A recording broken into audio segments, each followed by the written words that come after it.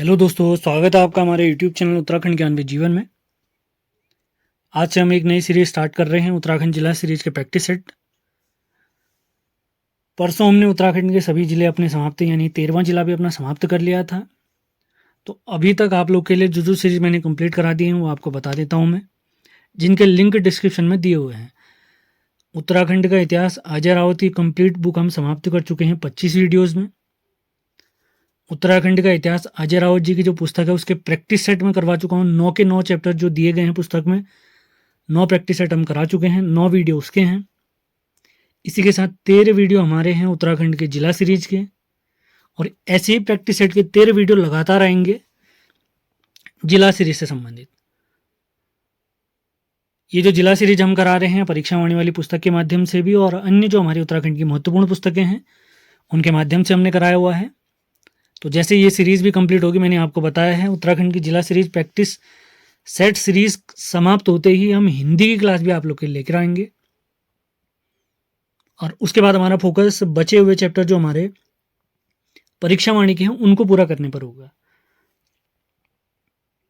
हमारे Telegram channel का link, WhatsApp channel का लिंक, सारे इंपॉर्टेंट लिंक डिस्क्रिप्शन में दिए हुए हैं, उसको विजिट ज़रूर करें। और पीडीएफ के लिए आप नंबर पर संपर्क कर सकते हैं। आज का जो हमारा लेक्चर है प्रैक्टिस सेट हम देखने वाले हैं। जिस सीरीज़ में हमने जिले पढ़े थे उसी सीरीज़ में हम प्रैक्टिस सेट भी देखेंगे। उम्मीद है आज का प्रैक्टिस सेट आप लोगों ने पिथौरागढ़ वाली वीडियो ज़रूर देखी होगी। उसी के बाद इस प्रैक्टिस सेट को आपने लगाना है। उसके बाद देखें कि आप कितने सवाल बना पाते हैं। और अगला वीडियो जो कि कल ही आएगा आपके लिए, वो होगा उत्तराखंड जिला सीरीज का प्रैक्टिस सेट नंबर 2, जिसमें चंपावत के बारे में हम सारे महत्वपूर्ण सवाल सॉल्व करने वाले हैं। तो चंपावत वाला वीडियो भी देखना है आपने। इसके बाद लिंक डिस्क्रिप्शन में सभी जिलों का दिया हुआ है, उसको फॉलो करें, अपनी तैयारी को मजबूत कीजिए। सितंबर के आखिर तक पुलिस की परीक्षा भी हो जाने वाली है। और आगामी परीक्षाओं की दृष्टिगत जो वीडियो सीरीज मैंने कंप्लीट करा दी है आप लोग के लिए, अजय रावत जी की सीरीज, उनके प्रैक्टिस सेट की सीरीज, उत्तराखंड जिला सीरीज का प्रैक्टिस सेट, इन सभी के पीडीएफ अगर आपको चाहिए तो आप इस नंबर पर संपर्क कर सकते हैं 7895127508।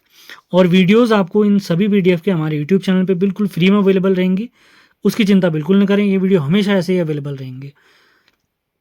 और उत्तराखंड परीक्षावाणी की जो पीडीएफ हमारी बनने वाली थी वो कल ही तैयार हो जाने वाली थी, लेकिन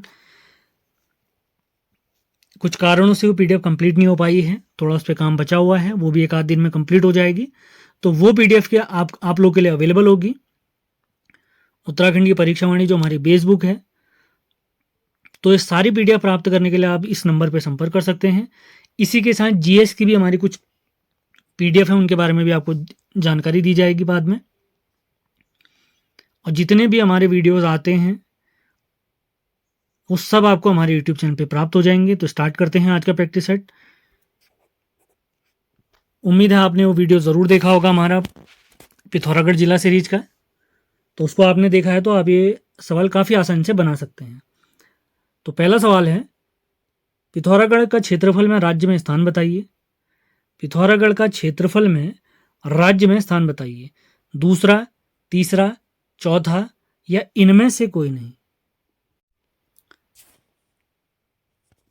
पिथौरागढ़ का क्षेत्रफल में राज्य में स्थान बताइए। दूसरा, तीसरा, चौथा या इनमें से कोई नहीं। जिसने पिथौरागढ़ जिला सीरीज का हमारा वीडियो देखा होगा वो जल्दी से इसका जवाब दे देंगे। तो इसका सही जवाब है, क्षेत्रफल में पिथौरागढ़ का स्थान है तीसरा। पिथौरागढ़ का क्षेत्रफल है 7090 स्क्वायर किलोमीटर। पहले नंबर पे है हमारा चमोली, जिसका क्षेत्रफल है 8030 वर्ग किलोमीटर, 8030 वर्ग किलोमीटर। दूसरे नंबर पे हमारा उत्तरकाशी आता है, जिसका क्षेत्रफल है 8016 स्क्वायर किलोमीटर, यानी 8016 वर्ग किलोमीटर। दूसरा सवाल देखते हैं, ओम पर्वत के खोजकर्ता बताइए। ओम पर्वत के खोजकर्ता बताइए। सुरेंद्र पांगती, घनानंद पांडे, विपिन पांडे या इनमें से कोई नहीं। दूसरा सवाल है, ओम पर्वत के खोजकर्ता बताइए। ओम पर्वत जिसे छोटा कैलाश भी कहते हैं। तो दूसरे सवाल का हमारा राइट आंसर है विपिन पांडे। पिथौरागढ़ में हमारी पंचाचूली चोटी भी है जिसकी ऊंचाई 6904 मीटर है। लंकेश्वर चोटी हमारी गंगोली हाट में स्थित है। गंगोली हाट में ही हमारी एक चोटी है शैलेश्वर पर्वत चोटी। मृंग तुंग पहाड़ी, तारा पहाड़, हरदोल चोटी, ये सारी चोटियां हमारी पिथौरागढ़ में स्थित है। बढ़ते हैं तीसरे सवाल की तरफ। मिलम ग्लेशियर की लंबाई बताइए। मिलम ग्लेशियर की लंबाई बताइए।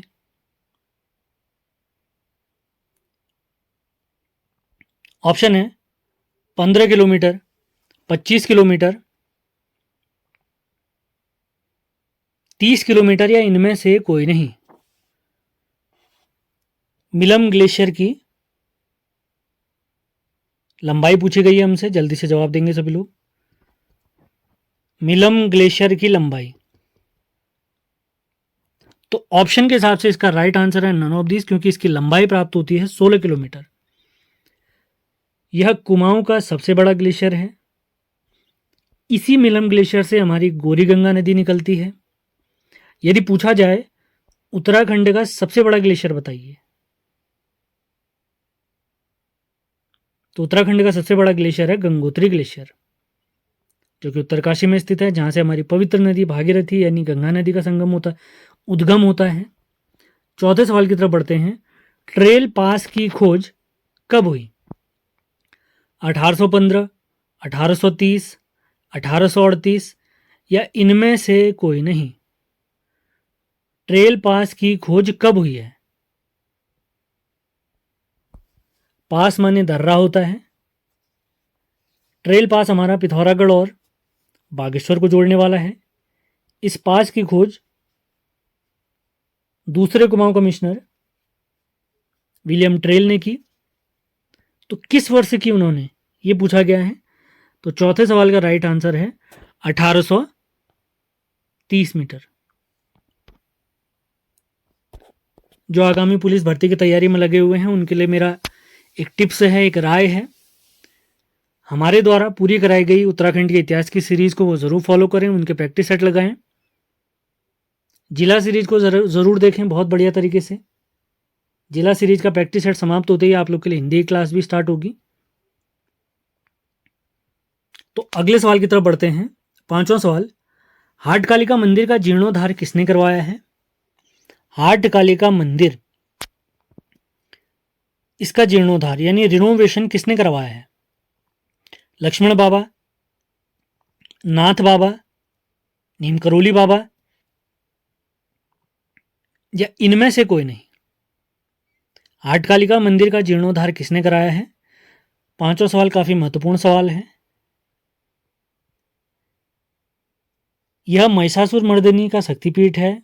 इसी मंदिर को हमारे जवानों की रक्षक माता भी कहा जाता है। तो इस मंदिर का जीर्णोद्धार कराया है लक्ष्मण बाबा जी ने। देखते हैं छठा सवाल, 2019 में पिथौरागढ़ के किस मंदिर को राष्ट्रीय धरोहर यानी नेशनल हेरिटेज में शामिल किया गया है? 2019 में पिथौरागढ़ के किस मंदिर को राष्ट्रीय धरोहर में शामिल किया गया है? ऑप्शन है हुकारा देवी, कोटली मंदिर, हाटकालिका मंदिर या इनमें से कोई नहीं। छठा सवाल है हमारा, 2019 में किस मंदिर को राष्ट्रीय धरोहर में शामिल किया गया है? तो इसका राइट आंसर है ऑप्शन नंबर बी यानी कोटली का मंदिर। ये भगवान विष्णु को समर्पित है।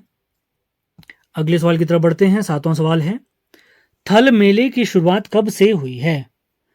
थल मेले की शुरुआत कब से हुई है? ऑप्शन है 1919, 1935, 1940 या इनमें से कोई नहीं। थल मेले की शुरुआत, सातवां सवाल है, महत्वपूर्ण सवाल, जल्दी से जवाब दें जिसको भी आंसर पता है। तो सातवें सवाल का राइट आंसर है 1940। इसकी शुरुआत 13 अप्रैल 1940 से हुई है, याद रखना है हमने। अगले सवाल की तरफ बढ़ते हैं। आठवां सवाल, जौलजीबी मेले की शुरुआत कब से हुई है? जौलजीबी मेले की शुरुआत कब से हुई है? आठवां सवाल आज का हमारा। 1908, 1917, 1927 या इनमें से कोई नहीं। जॉल जीबी मेले की शुरुआत कब से हुई है? तो ऑप्शन के हिसाब से इसका राइट आंसर है नन ऑफ दीज, क्योंकि इसका जो सही जवाब है 1914, 1914। इसकी शुरुआत गजेंद्र बहादुर जी ने शुरू की थी। बढ़ते हैं अगले सवाल की तरफ। अगला सवाल है हमारा 9वां सवाल, कैलाश पर्वत का अन्य नाम बताइए। कैलाश पर्वत का अन्य नाम बताइए। तो ऑप्शन है हमारे स्वर्णगिरी, ताम्रगिरी, रजतगिरी या इनमें से कोई नहीं। 9th क्वेश्चन है, जिसको भी आंसर पता है जल्दी से जवाब देंगे।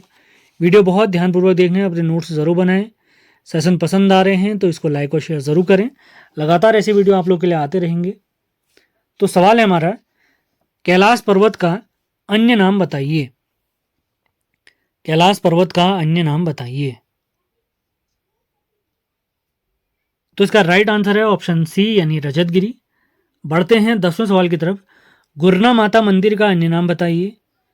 ऑप्शन है हमारे स्थूल देवी, पाषाण देवी, पद्मा देवी या इनमें से कोई नहीं। गुरना माता मंदिर का अन्य नाम बताइए। आज का हमारा 10वां सवाल है। इसके बाद 10 सवाल और बचते हैं हमारे। गुरना माता मंदिर का अन्य नाम बताइए। गुरना माता मंदिर। तो इसका राइट आंसर है ऑप्शन नंबर बी यानी पाषाण देवी। बढ़ते हैं 11वें सवाल की तरफ। कैलाश पर्वत का सबसे उच्चतम यानी हाइस्ट पॉइंट बताइए, हाइस्ट बिंदु बताइए। ओल्मा पास, खलिया पास, लैंड्स पास या इनमें से कोई नहीं। कैलाश पर्वत का सबसे उच्चतम बिंदु बताइए। 11वां सवाल है हमारा, कैलाश पर्वत का सबसे उच्चतम बिंदु बताइए।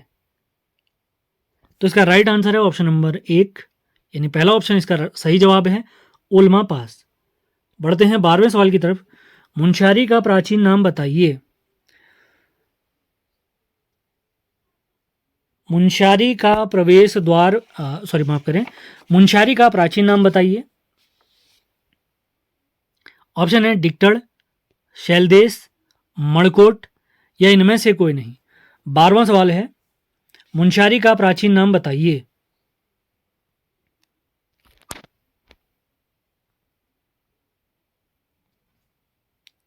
मुंशियारी का प्राचीन नाम बताइए।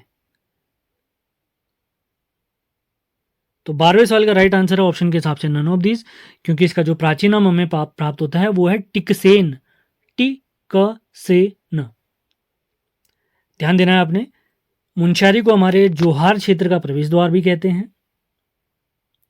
मुंशियारी के पास में एक प्रसिद्ध मंदिर है हमारा, काला मुनि मंदिर, और यहाँ पर एक प्रसिद्ध पहाड़ी भी है जिसे वर्धमान पहाड़ी भी कहते हैं। अगले सवाल की तरफ बढ़ते हैं। आज का 13th क्वेश्चन देखते हैं। 13वां सवाल है आज का, मास्टर जी का संग्रहालय किन से संबंधित है। किस व्यक्ति से या किन से संबंधित है। ऑप्शन है हमारे त्रिलोक बसेड़ा, नैन सिंह रावत, सुरेंद्र पांगती या इनमें से कोई नहीं। मास्टर जी का संग्रहालय किन से संबंधित है। मास्टर जी का संग्रहालय किन से संबंधित है। 13वां सवाल है हमारा आज का।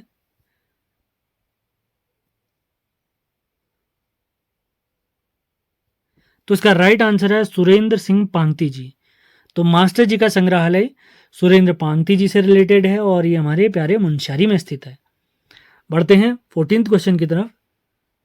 गंगोली हाट का मानस खंड में क्या नाम प्राप्त होता है।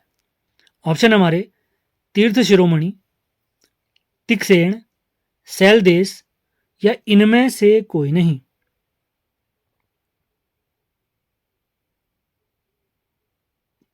हमारे 18 पुराणों में एक पुराण है स्कंद पुराण। तो स्कंद पुराण के 2 हिस्से हैं, एक है मानस खंड, एक है केदार खंड। मानस खंड कुमाऊं की बात करता है, जबकि केदार खंड में गढ़वाल की जानकारी प्राप्त होती है। तो इसी वजह से जो गंगोली हाट वाला हिस्सा है हमारे कुमाऊं का, उसका मानस खंड में क्या नाम प्राप्त होता है, ये सवाल हमसे पूछा गया है। तो 14th क्वेश्चन का राइट आंसर है शैलदेश। बढ़ते हैं 15वें सवाल की तरफ। नारायण आश्रम के लिए जमीन किसने दी या किसने दान की? ऑप्शन है बृजमोहन तिवारी, कुशाल सिंह, लक्ष्मण बाबा या इनमें से कोई नहीं। नारायण आश्रम के लिए जमीन किसने दी? नारायण आश्रम के लिए जमीन किसने दी? आज का 15वां सवाल है हमारा, महत्वपूर्ण सवाल। नारायण आश्रम की स्थापना अगर आपको जाननी है तो ध्यान दें आप लोग, 1936 में इसकी स्थापना हुई है। डिटेल, सभी प्रश्नों का डिटेल और एक्सप्लेनेशन के लिए आपको लोग वीडियो ज़रूर देखना चाहिए। जैसे मैंने कंप्लीट पिथौरागढ़ जिले को समझाया हुआ है, उसको ज़रूर फॉलो करें, आप ज़रूर देखें। कल हमारी जो क्लास होने वाली, मैंने आपको बता रहा है, कल का प्रैक्टिस सेट हमारा चंपावत का होगा, तो उससे पहले आपने चंपावत का वीडियो ज़रूर देखना है। और क्लास हमारी रात 8 बजे ही आएगी, आप बिल्कुल ध्यान दें। नारायण आश्रम के लिए ज़मीन किसने दान की? 15वां सवाल है हमारा, तो इसका राइट आंसर है कुशाल सिंह जी ने दी। देखते हैं 16वां सवाल। हंसा मनराल जी को द्रोणाचार्य अवार्ड किस वर्ष प्राप्त हुआ या किस वर्ष उन्हें इससे सम्मानित किया गया? ये राज्य से पहले व्यक्ति हैं, पहली महिला भी हैं। 1990, 1993, 2001 या इनमें से कोई नहीं। हंसा मनराल जी को द्रोणाचार्य अवार्ड किस वर्ष प्राप्त हुआ?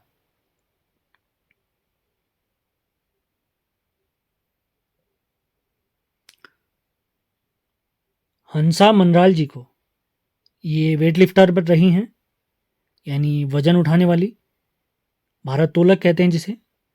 तो भारत सरकार ने इन्हें 2001 में द्रोणाचार्य पुरस्कार से सम्मानित किया है, 2001 में। अगले सवाल की तरफ बढ़ते हैं, 17th क्वेश्चन। माउंटेन गोट किनका उपनाम है? ऑप्शन है रीना धमसक्तू, चंद्रप्रभा एतवाल, बछेंद्री पाल या इनमें से कोई नहीं। माउंटेन गोट किनका उपनाम है? 17वां क्वेश्चन है हमारा। माउंटेन गोट, तो इसका राइट आंसर है चंद्रप्रभा एतवाल जी। हमारे द्यारा बुग्याल को फेमस बनाने में इनका प्रमुख रोल है। 1981 में इन्हें अर्जुन पुरस्कार से सम्मानित किया गया है, जबकि 1990 में इन्हें पद्मश्री से सम्मानित किया गया है। ये भी काफ़ी महत्वपूर्ण फैक्ट है, आपने ध्यान रखना है। अगले सवाल की तरफ बढ़ते हैं, 18वां सवाल। रंग समुदाय संग्रहालय कहाँ पर स्थित है? रंग समुदाय संग्रहालय, ऑप्शन है धारचूला, मुंशियारी, अस्कोट या इनमें से कोई नहीं। रंग समुदाय संग्रहालय, तो उसका राइट आंसर है धारचूला। बढ़ते हैं अगले सवाल की तरफ। 19वां क्वेश्चन है आज का हमारा, अंतिम 2 सवाल बचते हैं। 19वां क्वेश्चन है,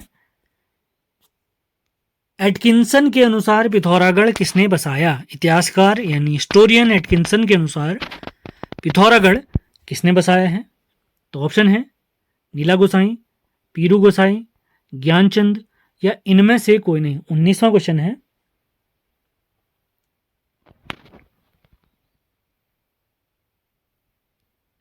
एटकिंसन के अनुसार पिथौरागढ़ किसने बसाया है? तो इसका राइट आंसर है पीरू गोसाई। अंतिम सवाल देखते हैं आज का 20वां सवाल। बाज बहादुर चंद के लेख में सोर क्षेत्र को, यानी हमारे पिथौरागढ़ वाले क्षेत्र को, क्या कहा गया है? भोर देश, वाल्दिया देश, नंद देश या इनमें से कोई नहीं। बाज बहादुर चंद के लेख में सोर क्षेत्र को क्या कहा गया है? तो 20वां सवाल हमारा काफी महत्वपूर्ण सवाल है, आज का अंतिम सवाल भी है। तो इसका राइट आंसर है वाल्दिया देश। इसी के साथ आज का प्रैक्टिस सेट हमारा समाप्त होता है। उम्मीद है सेशन आपको पसंद आया होगा।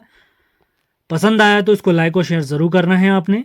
तो कल की क्लास के बारे में आपको जानकारी दे देते हैं। कल जो हमारी क्लास होगी वो होगी उत्तराखंड जिला सीरीज प्रैक्टिस सेट नंबर 2, जिसमें चंपावत जिले के बारे में सारे महत्वपूर्ण सवालों को हम देखेंगे। तो चंपावत जिले से रिलेटेड उत्तराखंड के जितने 13 के 13 जिले जो मैंने पढ़ाए हैं, उन सभी के लिंक डिस्क्रिप्शन में है, उनको फॉलो करिए, अपने नोट्स बनाइए, अपनी तैयारी अच्छी कीजिए। और आगामी जितने भी नोट्स, परीक्षा वाणी के नोट्स हो गए और इससे पहले जो बने हुए हमारे पहले से नोट्स हैं, अजय राउत जी के नोट्स, उत्तराखंड जिला सीरीज के नोट्स, ये सभी नोट्स अगर आपको चाहिए तो हमारे नंबर पे संपर्क कर सकते हैं आप लोग। हमारा नंबर है 7895127508। तो सेशन पसंद आ रहा है तो इसको लाइक और शेयर ज़रूर करना है आपने। मिलते हैं अगले वीडियो में। धन्यवाद। हेलो दोस्तों, स्वागत है आपका हमारे यूट्यूब चैनल उत्तराखंड ज्ञान विद जीवन में। उत्तराखंड जिला सीरीज प्रैक्टिस सेट को आगे बढ़ाते हुए आज हम देखेंगे दूसरा प्रैक्टिस सेट, यानी आज हम कवर करने वाले हैं कुमाऊं का दूसरा जिला यानी चंपावत।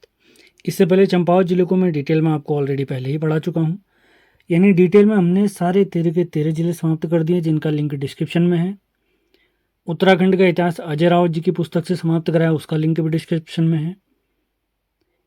उत्तराखंड के इतिहास से संबंधित प्रैक्टिस सेट के लिंक भी डिस्क्रिप्शन में है। हमारे टेलीग्राम चैनल का लिंक, व्हाट्सएप चैनल का लिंक, सारे महत्वपूर्ण लिंक, सभी लिंक डिस्क्रिप्शन में अवेलेबल हैं, उनको विजिट ज़रूर करें। तो आज का हमारा टॉपिक है चंपावत जिला सीरीज का प्रैक्टिस सेट। आगे बढ़ने से पहले कुछ बेसिक जानकारी आपको दे देते हैं। उत्तराखंड की आगामी सभी परीक्षाओं के दृष्टिगत कुछ इंपॉर्टेंट नोट्स का हमने संग्रह किया हुआ है, जिसमें उत्तराखंड के इतिहास में अजय रावत जी के नोट्स और उनके प्रैक्टिस सेट, उत्तराखंड जिला सीरीज के नोट्स और उनके प्रैक्टिस सेट, इनकी पीडीएफ, और इसी के साथ उत्तराखंड परीक्षा वाणी की पीडीएफ के लिए आप हमारे दिए गए नंबर पर संपर्क कर सकते हैं। ये हमारा नंबर है जिस पे आप संपर्क कर सकते हैं 7895127508। नोट्स की खासियत ये है, ये मेरे द्वारा खुद बनाए गए हैं और इसी के साथ इन नोट्स का डिटेल एक्सप्लेनेशन आपको हमारी वीडियोस में मिल जाता है। तो वीडियोस आपको हमारे यूट्यूब चैनल उत्तराखंड ज्ञान विद जीवन पर ही प्राप्त होंगी। तो लगातार आपने सेशन फॉलो करने हैं। अगला प्रैक्टिस सेट जो हम देखेंगे जिला सीरीज का, ये अल्मोड़ा से संबंधित होगा। जिस सीरीज में हमने जिले समझे थे अपने नोट्स के माध्यम से, उसी सीरीज में ये प्रैक्टिस सेट भी आएंगे। कल कोई वीडियो नहीं आएगी, उसके बाद एक हमारा ल्यूसेंट जीके सीरीज का प्रैक्टिस सेट आएगा सोमवार के दिन, वो 5वां भाग होगा। इससे पहले 4 भाग आ चुके हैं। उसके बाद जो अगला वीडियो होगा हमारा उत्तराखंड जिला सीरीज प्रैक्टिस सेट का तीसरा भाग, यानी अल्मोड़ा से रिलेटेड होगा। हमारे जो भी वीडियोस आते हैं उनके पीडीएफ के लिए आप इस दिए गए नंबर पर संपर्क कर सकते हैं। तो आज की क्लास हम स्टार्ट करते हैं। आज महत्वपूर्ण 20 सवालों का संकलन है इसमें, और इस जिले को मैं पहले ही समझा चुका हूँ, आपको बता भी चुके हैं हम। तो उसका लिंक डिस्क्रिप्शन में है, आपने पुरानी वीडियो ज़रूर देखने हैं।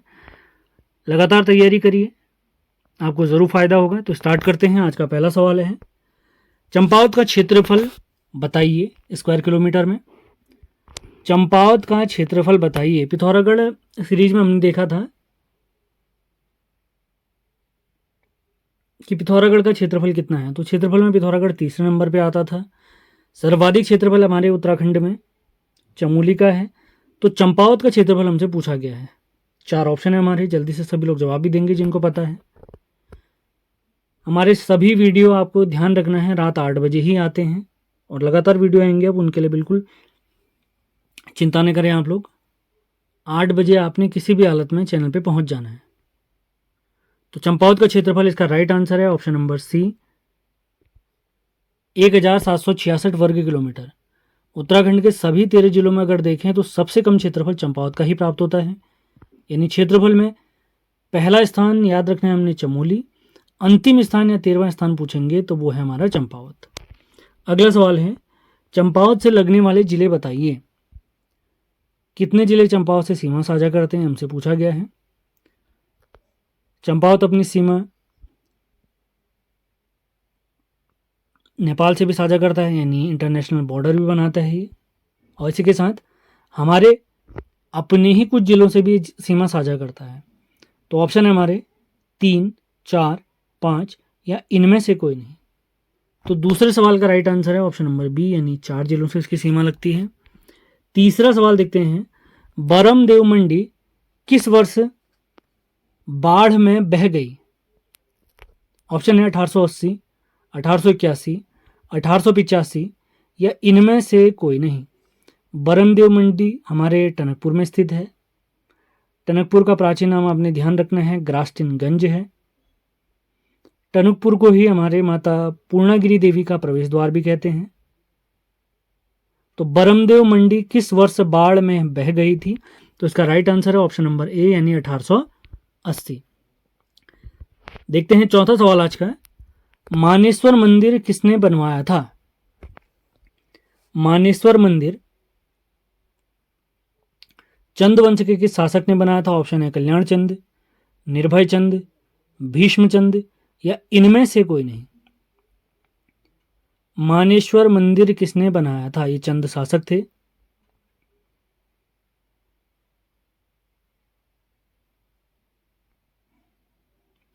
तो चौथे सवाल का हमारा राइट आंसर है निर्भय चंद। मानेश्वर मंदिर अगर पूछते हैं चंपावत में कहाँ पर स्थित है, तो चंपावत के प्यारे लोहाघाट में स्थित है। लोहाघाट के बारे में कुछ बेसिक जानकारी आपको दे देते हैं। बाणासुर का किला भी लोहाघाट में स्थित है। एक सूखी ढांग स्थल हमारे लोहाघाट में स्थित है जो कि अचार के लिए प्रसिद्ध है। कत्यूरी काल में हमारे लोहाघाट को सुई नाम से पुकारा गया है, जबकि पुराणों में लोहाघाट का नाम प्राप्त होता है लोहारगल। लोहारगल, ये ध्यान दें आप लोग। लोहाघाट में कुछ प्रसिद्ध मंदिर भी स्थित हैं जिनका नाम है ऋषेश्वर मंदिर और मानेश्वर मंदिर हमने देख लिया पहले ही। ज़्यादा डिटेल के लिए आप लोग विस्तृत व्याख्या के लिए लिंक डिस्क्रिप्शन में दिया हुआ है चंपावत जिले का, वो ज़रूर देखें। जिला देखने के बाद ही आपने प्रैक्टिस सेट लगाने हैं, तब जाके आपके लिए इजी पड़ेंगे। पांचवा सवाल है मायावती आश्रम का स्थापना कब हुई? 1899, 1895, 1902 या इनमें से कोई नहीं। मायावती आश्रम का स्थापना वर्ष बताइए।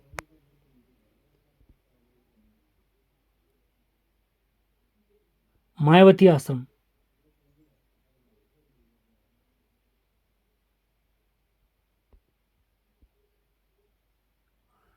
मायावती आश्रम का स्थापना वर्ष बताइए। तो इसका राइट आंसर है 1899।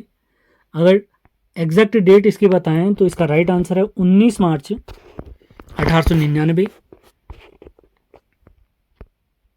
अगर पूछते हैं इसकी स्थापना किसने की, तो इसकी स्थापना की है एच सेवियर नाम के व्यक्ति ने। H saviour. मायावती आश्रम में हमारे स्वामी विवेकानंद जी भी आए थे जनवरी 1901 के समय पे, और यहीं पर इन्होंने, हमारे स्वामी विवेकानंद जी ने,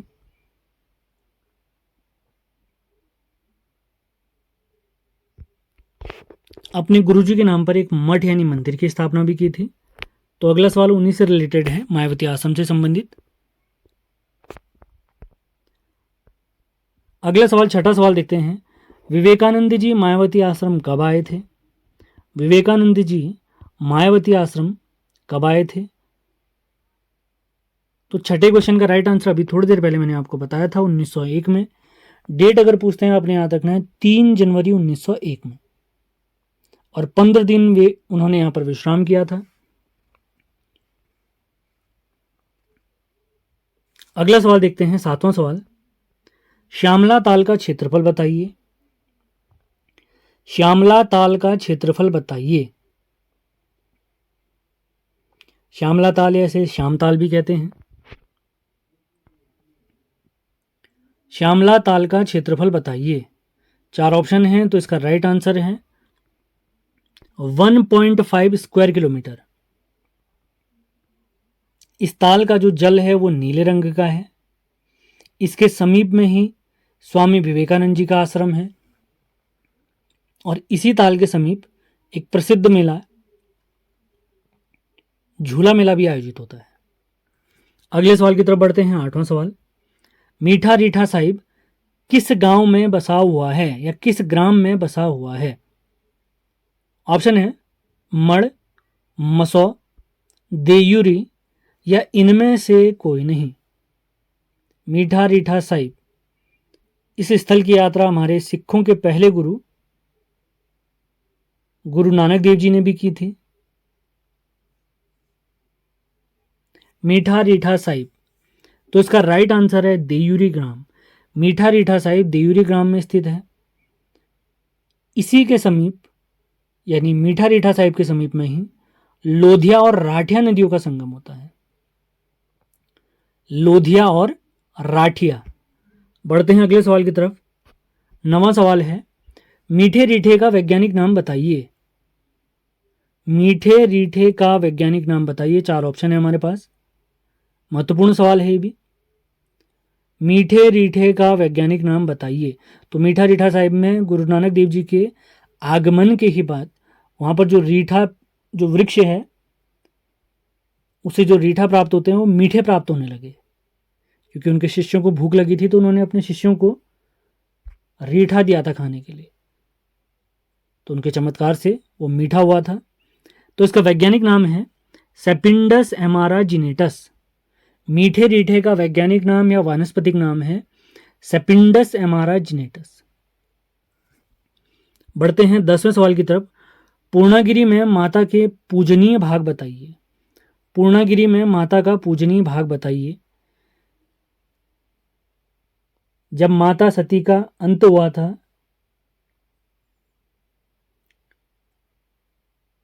अपनी शक्तियों से उन्होंने खुद को स्वतः जला लिया था माता सती ने, तो शिवजी उनके शरीर को लेकर पूरे ब्रह्मांड में घूमे थे दुखी भाव के साथ।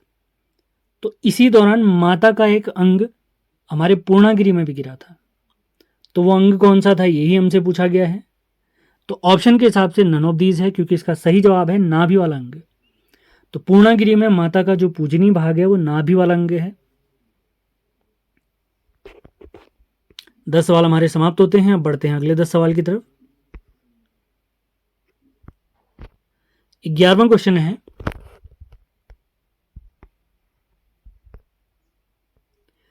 पाताल रुद्रेश्वर गुफा किस गांव में स्थित है। पाताल रुद्रेश्वर गुफा। ऑप्शन है विंसी गांव, बारसी गांव, गुरड़ गांव या इनमें से कोई नहीं। पाताल रुद्रेश्वर गुफा हमारे चंपावत में स्थित है, जिसकी खोज 1993 में हुई। तो ये किस गांव में स्थित है, तो इसका राइट आंसर है ये बारसी गांव में स्थित है। अगले सवाल की तरफ बढ़ते हैं।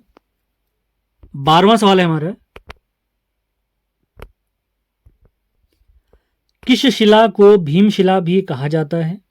ऑप्शन है द्रौपदी शिला, बाराही शिला, रणशिला या इनमें से कोई नहीं। किस शिला को भीमशिला भी कहा जाता है।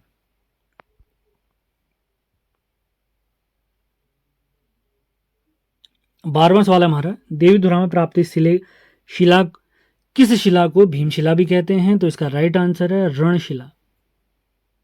अगले सवाल की तरफ बढ़ते हैं। 13वां सवाल, बालेश्वर मंदिर कब राष्ट्रीय धरोहर घोषित किया गया। बालेश्वर मंदिर कब राष्ट्रीय धरोहर घोषित किया गया। 13वां सवाल है 1947, 1952, 1957 या इनमें से कोई नहीं। तो 13वें सवाल का राइट आंसर है ऑप्शन नंबर बी, यानी 1952। अगला सवाल देखते हैं। 14th क्वेश्चन है आज का। इसके बाद 6 क्वेश्चन और बचेंगे हमारे। लड़ी धुरा मेला किस मंदिर में लगता है। लड़ी धुरा मेला किस मंदिर में लगता है। 14th क्वेश्चन है। ऑप्शन हमारे मायावती, बालेश्वर, पद्मा देवी या नन ऑफ दिस। लड़ी धुरा मेला अच्छा सवाल है, आने की संभावना है। तो 14th क्वेश्चन का राइट आंसर है ऑप्शन नंबर सी, यानी पद्मा देवी। बढ़ते हैं 15वें सवाल की तरफ। मायावती आश्रम के पास लगने वाला मेला बताइए। इससे पहले कुछ क्वेश्चन हमने किए थे, उसमें मैंने इसकी जानकारी आपको दी थी। मायावती आश्रम के पास लगने वाला मेला बताइए। जल्दी से आंसर दे सभी लोग। जो लोग भी लाइव देख रहे हैं लाइक ज़रूर करें, और पसंद आता है तो शेयर भी ज़रूर करें, जिससे ज़्यादा से ज़्यादा लोग हमसे जुड़ सकें, इन वीडियोस का फ़ायदा ले सकें। मायावती आश्रम के पास लगने वाला मेला है झूला मेला। आप लोग के लिए एक सवाल है, आपने बताना है झंडा मेला हमारे उत्तराखंड के किस जिले में आयोजित होता है। देखते हैं 16वां क्वेश्चन। देवीधुरा मेले का उल्लेख किस पुस्तक में प्राप्त होता है। देवीधुरा मेला प्रसिद्ध मेला है, 12 ही धाम हमारे चंपावत में आयोजित होता है। तो देवी धुरा मेले का उल्लेख किस पुस्तक में मिलता है? ऑप्शन हमारे कुमाऊं का इतिहास, man eater of Kumaon, British Raj, या इनमें से कोई नहीं। देवी धुरा मेले का उल्लेख किस पुस्तक में मिलता है? तो 16वें क्वेश्चन का राइट आंसर है man eater of Kumaon. Man eater of Kumaon, इस पुस्तक के लेखक कौन है अगर पूछेंगे तो इस पुस्तक के लेखक हैं जिम कॉर्बेट। अगला सवाल देखते हैं, 17वां सवाल। कालू मेहरा जी द्वारा बनाई गई संस्था या संगठन का नाम बताइए। 1857 की क्रांति में पहले स्वतंत्रता सेनानी यही माने जाते हैं हमारे प्यारे उत्तराखंड से। तो इन्होंने जो संस्था बनाई उसका नाम पूछा गया है क्रांतिकारी, क्रांतिशील, क्रांतिवीर, या इनमें से कोई नहीं। कालू मेहरा जी द्वारा बनाई गई संस्था का नाम बताइए। तो इसका राइट आंसर है 17वां क्वेश्चन हमारा है, तो इसका राइट आंसर है ऑप्शन नंबर सी। बढ़ते हैं 18वें सवाल की तरफ। इसका एक्सप्लेनेशन भी ऊपर एक क्वेश्चन आया था उसमें बता चुका हूं आपको, तो तुरंत जवाब देंगे आप लोग। 18वां क्वेश्चन आज का, पाताल रुद्रेश्वर गुफा कब खोजी गई? 1985, 1973, 1995, या इनमें से कोई नहीं। 18वां क्वेश्चन है, पाताल रुद्रेश्वर गुफा कब खोजी गई?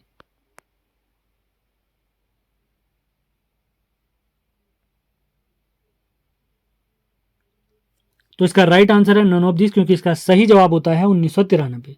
दिए गए सभी ऑप्शन में कोई भी ऑप्शन सही नहीं है, इसी वजह से नन ऑफ दिस सही है, लेकिन पाताल रुद्रेश्वर गुफा खोजी गई है 1993 में। अगला सवाल देखते हैं, 19वां सवाल। उत्तराखंड का मुसोलिनी किसे कहा गया है? उत्तराखंड का मुसोलिनी किसे कहा गया है? ऑप्शन है शिवदेव जोशी, हर्षदेव जोशी, हर्षदेव ओली, या इनमें से कोई नहीं। 19वां क्वेश्चन है आज का हमारा, उत्तराखंड का मुसोलिनी किसे कहा जाता है? उत्तराखंड का मुसोलिनी। तो 19वें क्वेश्चन का हमारा राइट आंसर है हर्षदेव ओली जी। देखते हैं 20वां सवाल, अंतिम सवाल आज के प्रैक्टिस सेट का। शारदा नहर कब बनी? शारदा नहर कब बनी? ऑप्शन है 1913, 1928, 1931, या इनमें से कोई नहीं। शारदा नहर कब बनी?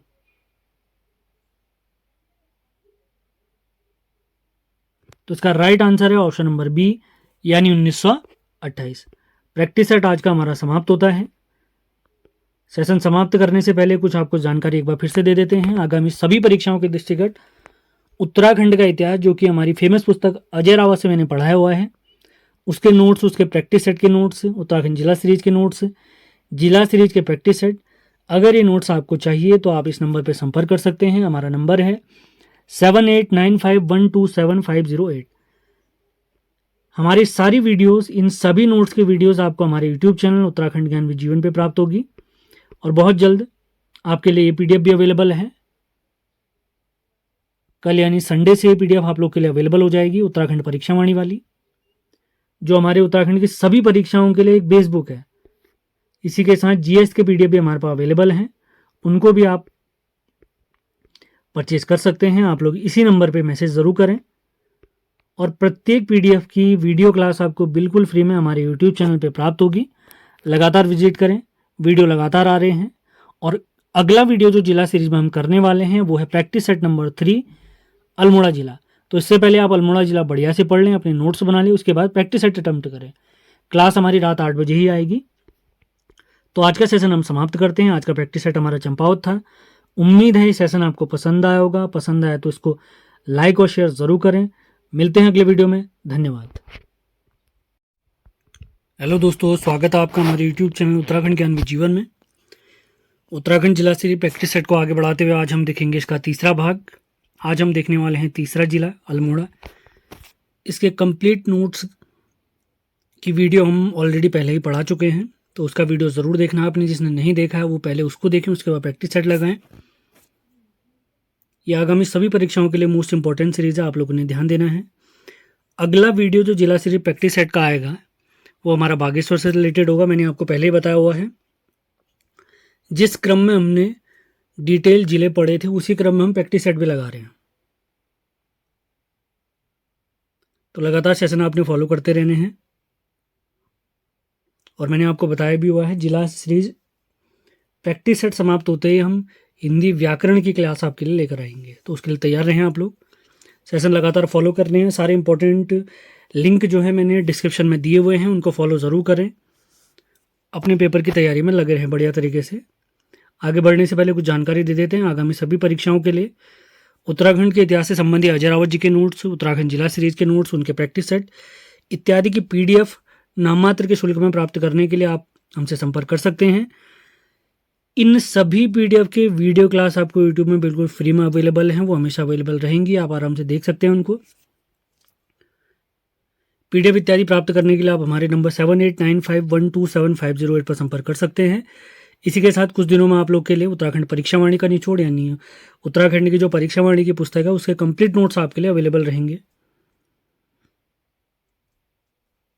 वैसे मैंने 23 जुलाई कहा था आप लोगों से, लेकिन थोड़ा डिले हो रहा है, कुछ नोट्स अपडेट करने पड़े उसमें, तो इस वजह से अब ये पीडीएफ आपको अगस्त 1 तारीख से प्राप्त हो जाएगी, ये वाली पीडीएफ। और उससे ऊपर जो पीडीएफ मैंने आपको बताए थे वो ऑलरेडी हमारी कंप्लीट हो चुकी हैं, आप उन्हें प्राप्त कर सकते हैं। और इसी के साथ जीएस से रिलेटेड पीडीएफ के लिए आप हमसे संपर्क कर सकते हैं, जिसमें आधुनिक भारत का इतिहास, इंडियन पॉलिटी, ज्योग्राफी, प्राचीन भारत का इतिहास इत्यादि जितने भी हमारे जीएस के इंपॉर्टेंट सब्जेक्ट हैं उनके पीडीएफ हमारे पास बिल्कुल तैयार पड़े हुए हैं। अगर वो भी आपको चाहिए तो आप इस नंबर पर संपर्क कर सकते हैं।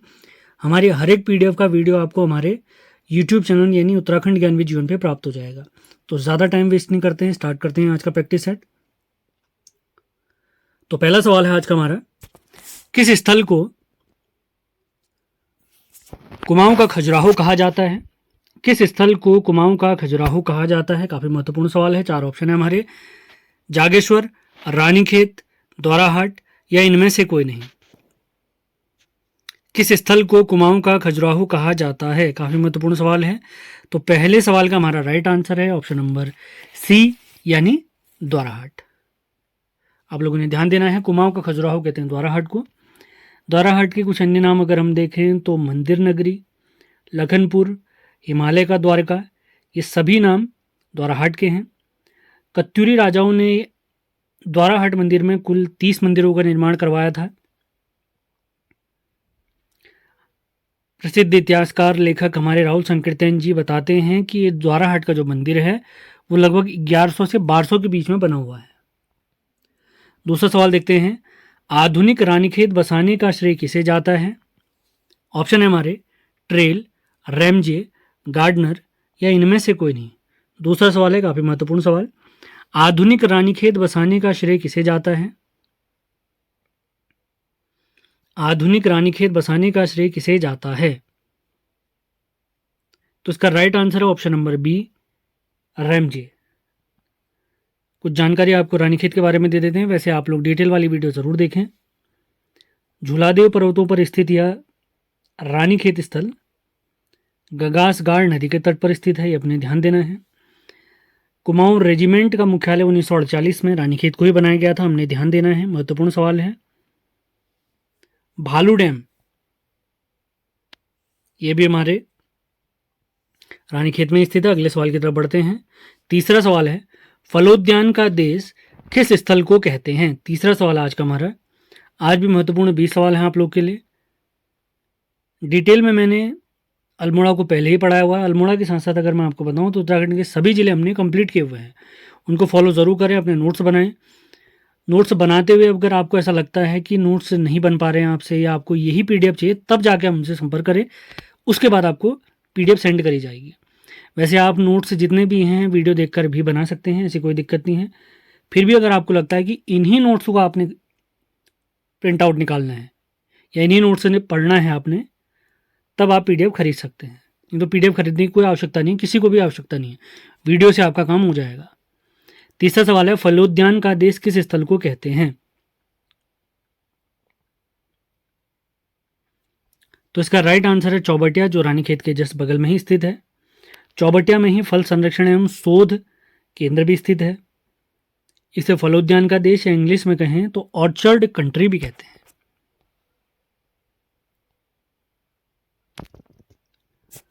अगले सवाल की तरफ बढ़ते हैं। आज का हमारा चौथा सवाल है, कटारमल सूर्य मंदिर को अली अहमद ने किस वर्ष ध्वस्त किया? ऑप्शन है हमारे 1740, 1757, 1780 या इनमें से कोई नहीं। चौथा सवाल है हमारा, कटारमल मंदिर को अली अहमद ने किस वर्ष ध्वस्त किया? चौथा सवाल है, ये भगवान सूर्य को समर्पित मंदिर है हमारा, काफ़ी महत्वपूर्ण। तो इसका राइट आंसर है ऑप्शन नंबर ए यानी 1740। इस मंदिर को बूटधारी सूर्य मंदिर भी कहते हैं, जो कि 45 मंदिरों से घिरा हुआ है। निर्माता अगर कहेंगे तो जो मंदिर का नाम है वही इसके निर्माता हैं। कत्यूरी शासक कटारमल जी द्वारा इसको बनाया गया है। अगले सवाल पढ़ते हैं। पांचवा सवाल है, विवेकानंद जी कसार देवी किस वर्ष आए थे? स्वामी विवेकानंद जी कसार देवी किस वर्ष आए थे? ऑप्शन है हमारे 1889, 1890, 1901 या इनमें से कोई नहीं। विवेकानंद जी कसार देवी कब आए थे? कसार देवी के बारे में कुछ बेसिक जानकारी आपको दे देते हैं। यह कश्यप पहाड़ियों पर बसा हुआ है, जहाँ पर चुंबकीय शक्तियों का प्रभाव माना जाता है, यानी मेडिटेशन के लिए जगह काफ़ी फेमस है।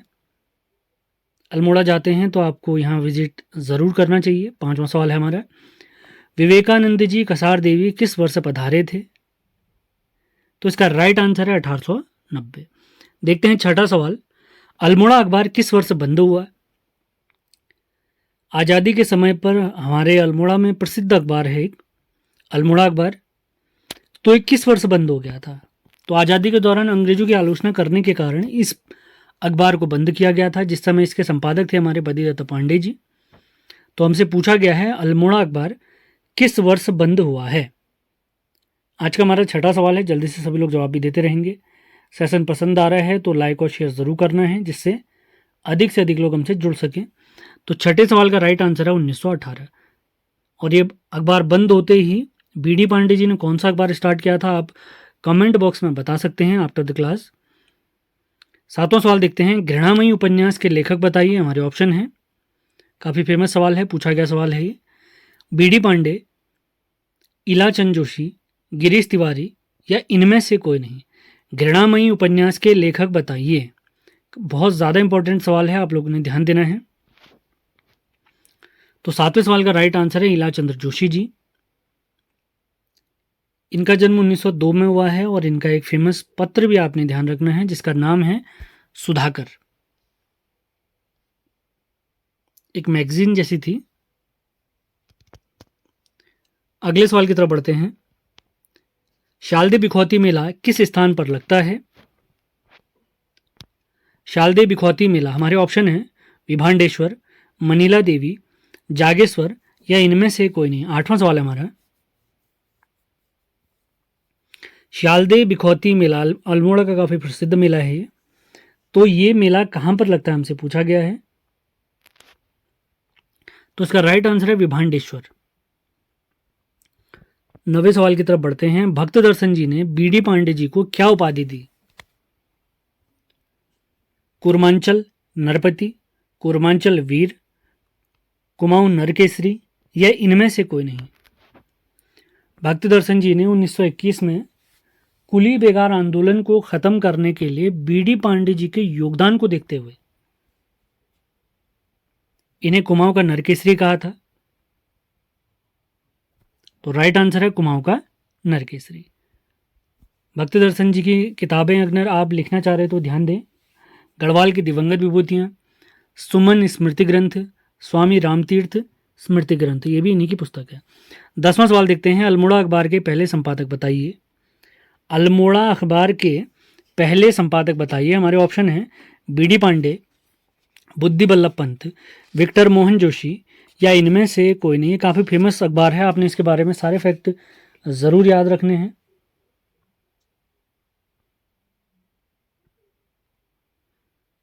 इसकी शुरुआत अगर पूछते हैं, अल्मोड़ा अखबार की शुरुआत कब से हुई थी, तो 1871 में। और किसने शुरू किया है? इसको शुरू किया है बुद्धि बल्लभ पंत जी ने, जो कि इसके पहले संपादक भी थे। जब यह अखबार बंद हुआ था तो उस समय पे संपादक थे हमारे बीडी पांडे जी, यानी बद्रीदत्त पांडे जी। हमारे पिथौरागढ़ का जिला अस्पताल इन्हीं के नाम पर है, बीडी पांडे जी के नाम पर। जबकि जो पिथौरागढ़ का महिला अस्पताल है वो हरगोविंद पंत जी के नाम पर है, जिन्हें कुमाऊं कांग्रेस की रीढ़ कहते हैं। 11वां सवाल है, वीरणेश्वर मंदिर किसने बनवाया? भारती चंद, भीष्मचंद, कल्याण चंद या इनमें से कोई नहीं। 11वां सवाल है हमारा, आंसर पता है तो जल्दी से बताना है आपने। 11वां सवाल, तो इसका राइट आंसर है ऑप्शन नंबर सी यानी कल्याण चंद। 12वां सवाल देखते हैं। अभी थोड़ी देर पहले मैंने आपको बताया भी था इसके बारे में। भालू डैम जो कि हमारे रानीखेत में स्थित है, इसका स्थापना वर्ष बताना है हमने। ऑप्शन है हमारे 1903, 1930, 1937 या 1937 या नन ऑफ दिस। भालू डैम किस वर्ष बना? भालू डैम किस वर्ष बना है? 12वां सवाल है, भालू डैम किस वर्ष बना है? तो 12वें सवाल का हमारा राइट आंसर है ऑप्शन नंबर ए यानी 1903। बढ़ते हैं 13वें सवाल की तरफ। पांडे जी ने कुमाऊं का इतिहास पुस्तक कब लिखी? पांडे जी ने कुमाऊं का इतिहास पुस्तक किस वर्ष लिखी? प्रीवियस वीडियोस में इसके बारे में मैं आपको जानकारी दे चुका हूं। ऑप्शन है 1935, 1936, 1937 या इनमें से कोई नहीं। कुमाऊं केसरी भी कहते हैं पांडे जी को, बद्रीदत्त पांडे जी को। तो इन्होंने ये पुस्तक किस वर्ष लिखी है, हमसे पूछा गया सवाल है। आज का हमारा 13वां सवाल है। इसके बाद 7 और इंपॉर्टेंट सवाल हमारे बचते हैं। बद्रीदत्त पांडे जी, इन्होंने कुमाऊं का इतिहास पुस्तक किस वर्ष लिखी? तो इसका राइट आंसर है ऑप्शन नंबर सी यानी 1937, 1937। इनका जन्म 15 फरवरी 1882 को कनकल हरिद्वार में हुआ था। 1913 में मैंने आपको बताया है अल्मोड़ा अखबार के संपादक बने थे, जबकि 1918 में जब अल्मोड़ा अखबार बंद हुआ तो उस समय पे संपादक यही थे। तो जैसे ही इन्होंने अंग्रेजों ने इस अखबार पर बैन लगाया तो इन्होंने एक अखबार स्टार्ट किया था, उसका नाम आप लिख के ज़रूर बताएं। 1918 में 1955 में लोकसभा के सदस्य भी बने थे और इनका स्वर्गवास हुआ है 13 जनवरी 1965। आज हमारी एक उत्तराखंड की महान विभूति का भी निधन हुआ था। जिसको पता है वो कमेंट बॉक्स में ज़रूर बताएं। आज 25 जुलाई है।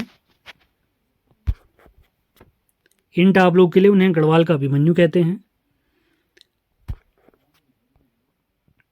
अगले सवाल की तरफ बढ़ते हैं। अगला सवाल है,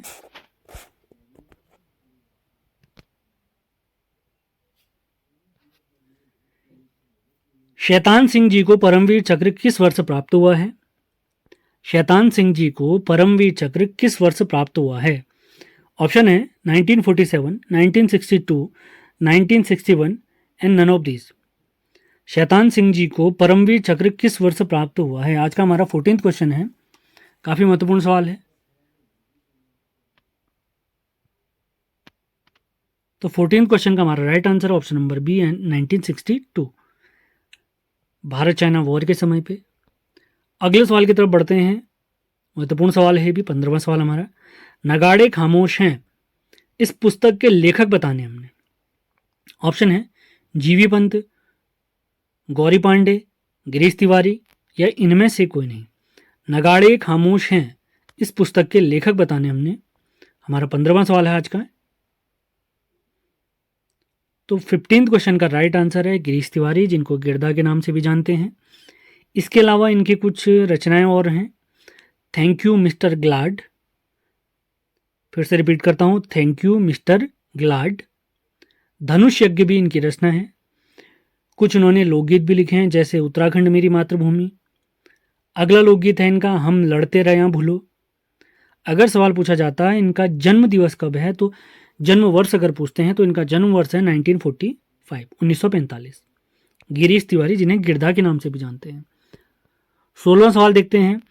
किस गुफा को त्रयंबक गुफा भी कहते हैं? ऑप्शन है पांडुकोली, महरू, लाखू या इनमें से कोई नहीं। 16वां सवाल है हमारा, किस गुफा को त्रयंबक गुफा भी कहते हैं? 16वां क्वेश्चन, किस गुफा को त्रयंबक गुफा भी कहते हैं?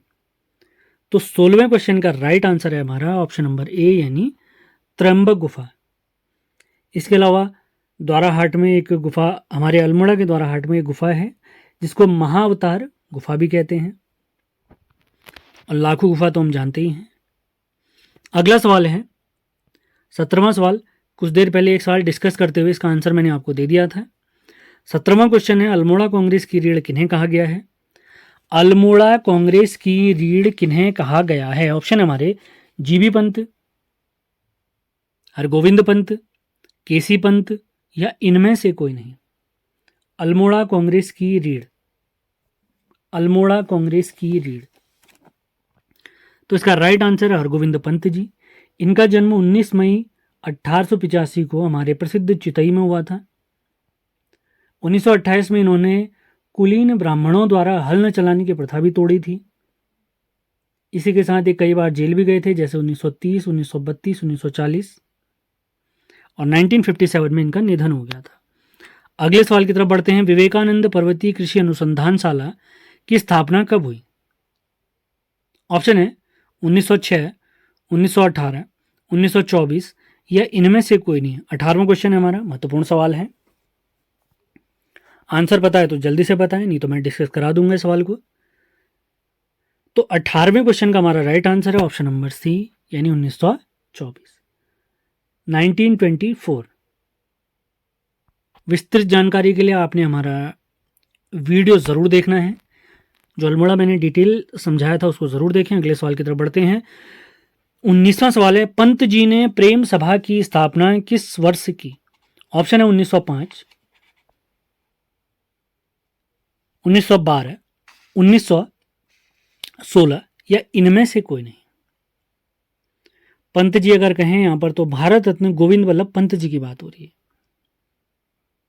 जिन्हें 1957 में भारत रत्न से सम्मानित किया गया। पंत जी ने प्रेम सभा किस वर्ष बनाई? तो इसका राइट आंसर है ऑप्शन के हिसाब से नन ऑफ दिस, क्योंकि इसका सही जवाब बनता है 1914। पंत जी ने प्रेम सभा की स्थापना 1914 में काशीपुर में की। पंत जी के जन्म के बारे में अगर आपको जानकारी दें तो इनका जन्म 10 सितंबर 1887 को अल्मोड़ा के खूंट ग्राम में हुआ था। इन्हें हिमालय पुत्र भी कहते हैं। अगर सवाल पूछा जाए कि इन्हें हिमालय पुत्र किसने उपाधि दी, तो हमारे जवाहरलाल नेहरू जी ने इन्हें हिमालय पुत्र की उपाधि दी। संयुक्त प्रांत जब बना था तो उसके पहले मुख्यमंत्री यही थे, संयुक्त प्रांत, जिसे बाद में 1950 में संयुक्त प्रांत का ही नाम बदलकर उत्तर प्रदेश किया गया था। अंतिम सवाल की तरफ बढ़ते हैं। आज का अंतिम सवाल देखते हैं, महत्वपूर्ण सवाल है ये भी। पुराणों में जागेश्वर मंदिर को क्या नाम दिया गया है? पुराणों में जागेश्वर मंदिर को क्या नाम दिया गया? हमारे ऑप्शन है मृत्युंजय, उत्तर का काशी, हाटकेश्वर या इनमें से कोई नहीं। पुराणों में जागेश्वर मंदिर का नाम बताइए। 20वां सवाल है हमारा, आज का अंतिम सवाल है। पुराणों में जागेश्वर मंदिर का नाम बताइए। तो इसका राइट आंसर है ऑप्शन के हिसाब से ऑप्शन नंबर सी, यानी हाटकेश्वर। 124 मंदिरों का समूह है, जिसे उत्तराखंड का 5वां धाम भी कहते हैं। मंदिरों के हिसाब से देखें, यह जटागंगा नदी के तट पर स्थित है हमारा जागेश्वर मंदिर समूह, जहां पर कितने मंदिर है अभी मैंने बताया आपको, 124 मंदिरों का समूह है। इसके निर्माता माने जाते हैं शालिवाहन देव जी, जबकि जो हमारे आर्कियोलॉजिस्ट हैं, यानी जो हमारे पुरातत्वविद हैं, वो बताते हैं कि यहाँ पर 124 मंदिर न होकर 150 मंदिर हुआ करते थे। पुराणों में इसका नाम हाटकेश्वर या एक और नाम प्राप्त होता है नागेश्वर। तो सारे फैक्ट आपने नोट डाउन करने हैं। उम्मीद है सेशन आपको पसंद आया होगा। बहुत मेहनत से सेशन बनाया गया है, तो नोट्स ज़रूर बनाएं। पीडीएफ की आवश्यकता आपको लगती है कि मुझे पीडीएफ लेने चाहिए, तो इस नंबर पे आपने संपर्क करना है 7895127508। उत्तराखंड के इतिहास के नोट्स, उत्तराखंड जिला सीरीज के नोट्स, उनके प्रैक्टिस सेट, ये सभी नोट्स हमारे पास पड़े हुए हैं। इसी के साथ जीएस की बात करें तो आधुनिक भारत, भारत का भूगोल, प्राचीन भारत का इतिहास, मध्यकालीन भारत का इतिहास, भारत का संविधान, ये सभी नोट्स हमारे पास पड़े हुए हैं, बिल्कुल अपडेटेड पड़े हुए हैं। अगर उनकी भी आवश्यकता आपको लगती है तो आप ले सकते हैं। और हर एक पीडीएफ के वीडियो क्लास आपको फ्री में हमारे यूट्यूब चैनल पे ज़रूर प्राप्त होगी, उसकी चिंता बिल्कुल न करें। बहुत सारी वीडियो हमारी कंप्लीट हो चुकी हैं, जो नहीं हुए वो धीरे धीरे आ जाएंगी। और हिंदी की पीडीएफ जब क्लास स्टार्ट होगी उसी के बाद अवेलेबल हो पाएंगी। और अगला वीडियो जो हमारा आने वाला है प्रैक्टिस सेट सीरीज में भाग 4 देखेंगे हम, बागेश्वर। ये कल आएगा वीडियो। तो आपने क्या करना है, पहले बागेश्वर, जिसने पहले वीडियो देखा है वेल एंड गुड है, जिसने नहीं देखा है वो वीडियो ज़रूर देखें। धीरे धीरे आप प्रोसेस के तहत आगे बढ़ेंगे तो ज़रूर सफलता आपको प्राप्त होगी। तो उम्मीद है आज का सेशन आपको पसंद आया होगा। कल जो हमारा वीडियो आएगा उत्तराखंड जिला से प्रैक्टिस सेट नंबर 4 बागेश्वर आएगा। सेशन पसंद आया है तो लाइक और शेयर ज़रूर करें, सब्सक्राइब नहीं किया है तो ज़रूर करें। तो मिलते हैं अगले वीडियो में, धन्यवाद। हेलो दोस्तों, स्वागत है आपका हमारे यूट्यूब चैनल उत्तराखंड ज्ञान में जीवन में। उत्तराखंड जिला सीरीज प्रैक्टिस सेट का आज देखेंगे हम भाग 4, जिसमें हम बागेश्वर जिला सीरीज को कंप्लीट करेंगे। ये आगामी हमारी सभी परीक्षाओं के लिए काफ़ी इंपॉर्टेंट सीरीज होने वाली है। इससे पहले के 3 वीडियो के लिंक डिस्क्रिप्शन में दिए हुए हैं, और अगला वीडियो मैं आपको बता देता हूँ। जो अगला प्रैक्टिस सेट हम देखेंगे वो देखेंगे नैनीताल से रिलेटेड। तो पुराने वीडियो ज़रूर देखने हैं। सारे इंपॉर्टेंट लिंक्स सभी डिस्क्रिप्शन में दिए हुए हैं, उनको फॉलो ज़रूर करें आप लोग। आगे बढ़ने से पहले कुछ जानकारी आपको दे देते हैं।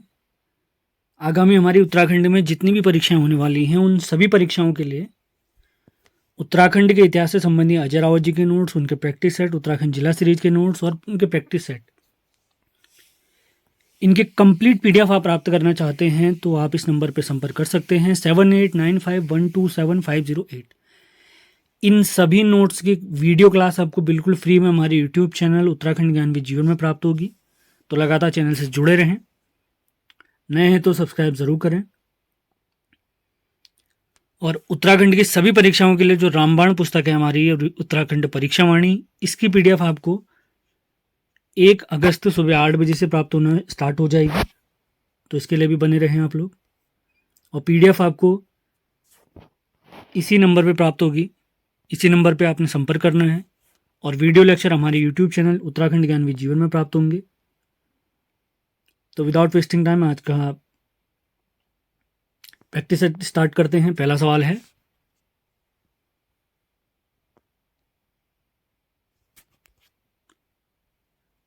मानस खंड में बागेश्वर का नाम बताइए। पहला सवाल है, मानस खंड में बागेश्वर का नाम बताइए।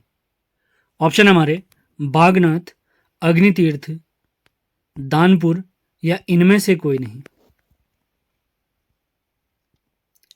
मानस खंड में बागेश्वर का नाम बताइए। इससे पहले बागेश्वर जिले को मैं डिटेल में पढ़ा चुका हूं, उसका लिंक भी डिस्क्रिप्शन में दिया हुआ है। तो मानस खंड में बागेश्वर का नाम बताइए, तो इसका राइट आंसर है नीलगिरी। वैसे बागेश्वर के जो अन्य नाम प्राप्त होते हैं, वागीश्वर, उत्तर का वाराणसी, बागनाथ, व्याघ्रेश्वर, अग्नितीर्थ, गोल्डन वैली, ये सभी नाम बागेश्वर के प्राप्त होते हैं। लेकिन मानस खंड में इसे नीलगिरी कहा गया है। स्कंद पुराण का एक हिस्सा है। दूसरे सवाल की तरफ बढ़ते हैं। बागेश्वर का गठन दिवस बताइए। इस सवाल में कुछ गलती भी हो चुकी थी जो मैंने नोट्स सेंड करे थे, तो उस सभी को आप लोग करेक्ट करेंगे। जिन्होंने भी नोट्स खरीदे हैं, जिन्होंने वीडियो पहले देखी है, वे सभी इस फैक्ट को बिल्कुल सही कर लेंगे। जिला सीरीज प्रैक्टिस सेट में भी और जिला सीरीज के जो कंप्लीट नोट्स मैंने सेंड किए थे उसमें भी सही करेंगे आप। तो बागेश्वर का गठन दिवस बताइए। 15 सितंबर, 18 सितंबर, 28 सितंबर या इनमें से कोई नहीं। बागेश्वर का गठन दिवस, इसका राइट आंसर है 15 सितंबर। तो आपने ध्यान देना है, इसी को करेक्ट करना है आपने। जो मैंने आपको नोट्स सेंड किए हुए हैं, जिसने भी नोट्स लिए हैं हमसे, तो उसमें गलती से 18 सितंबर की डेट पड़ी हुई है। तो आपने इसको सही करके 15 सितंबर करना है। अपने नोट्स में भी सही करना है इसे, और जो मैंने प्रैक्टिस सेट की पीडीएफ सेंड करी है आपको, उसमें भी ठीक करना है आपने। तीसरे सवाल की तरफ बढ़ते हैं। बागेश्वर नगर पालिका किस वर्ष बना?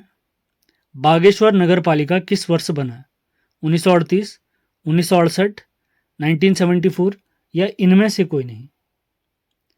बागेश्वर नगर पालिका किस वर्ष बना है? बागेश्वर नगर पालिका किस वर्ष बना है? तो इसका राइट आंसर है 1968। बढ़ते हैं फोर्थ क्वेश्चन की तरफ। बागेश्वर का लिंगानुपात बताइए, जेंडर रेशियो बताइए। ऑप्शन हमारे 1030, 1060, 1090 या 1120। बागेश्वर का लिंगानुपात बताइए। चौथा सवाल आज का हमारा।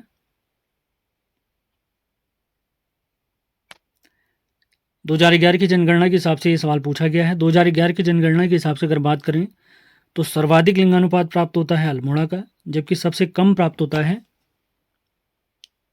हरिद्वार का। तो बागेश्वर का लिंगानुपात कितना है? तो इसका राइट आंसर है 1090।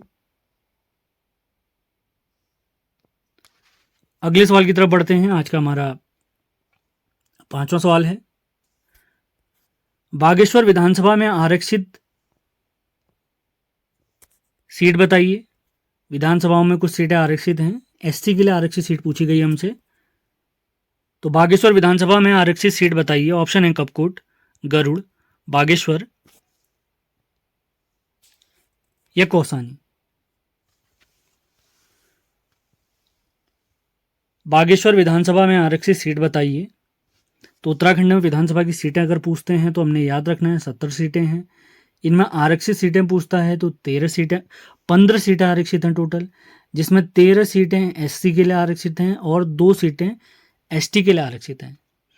2 सीटें जो एसटी के लिए आरक्षित हैं वो है चकराता देहरादून में और नानकमत्ता ऊधम सिंह नगर में।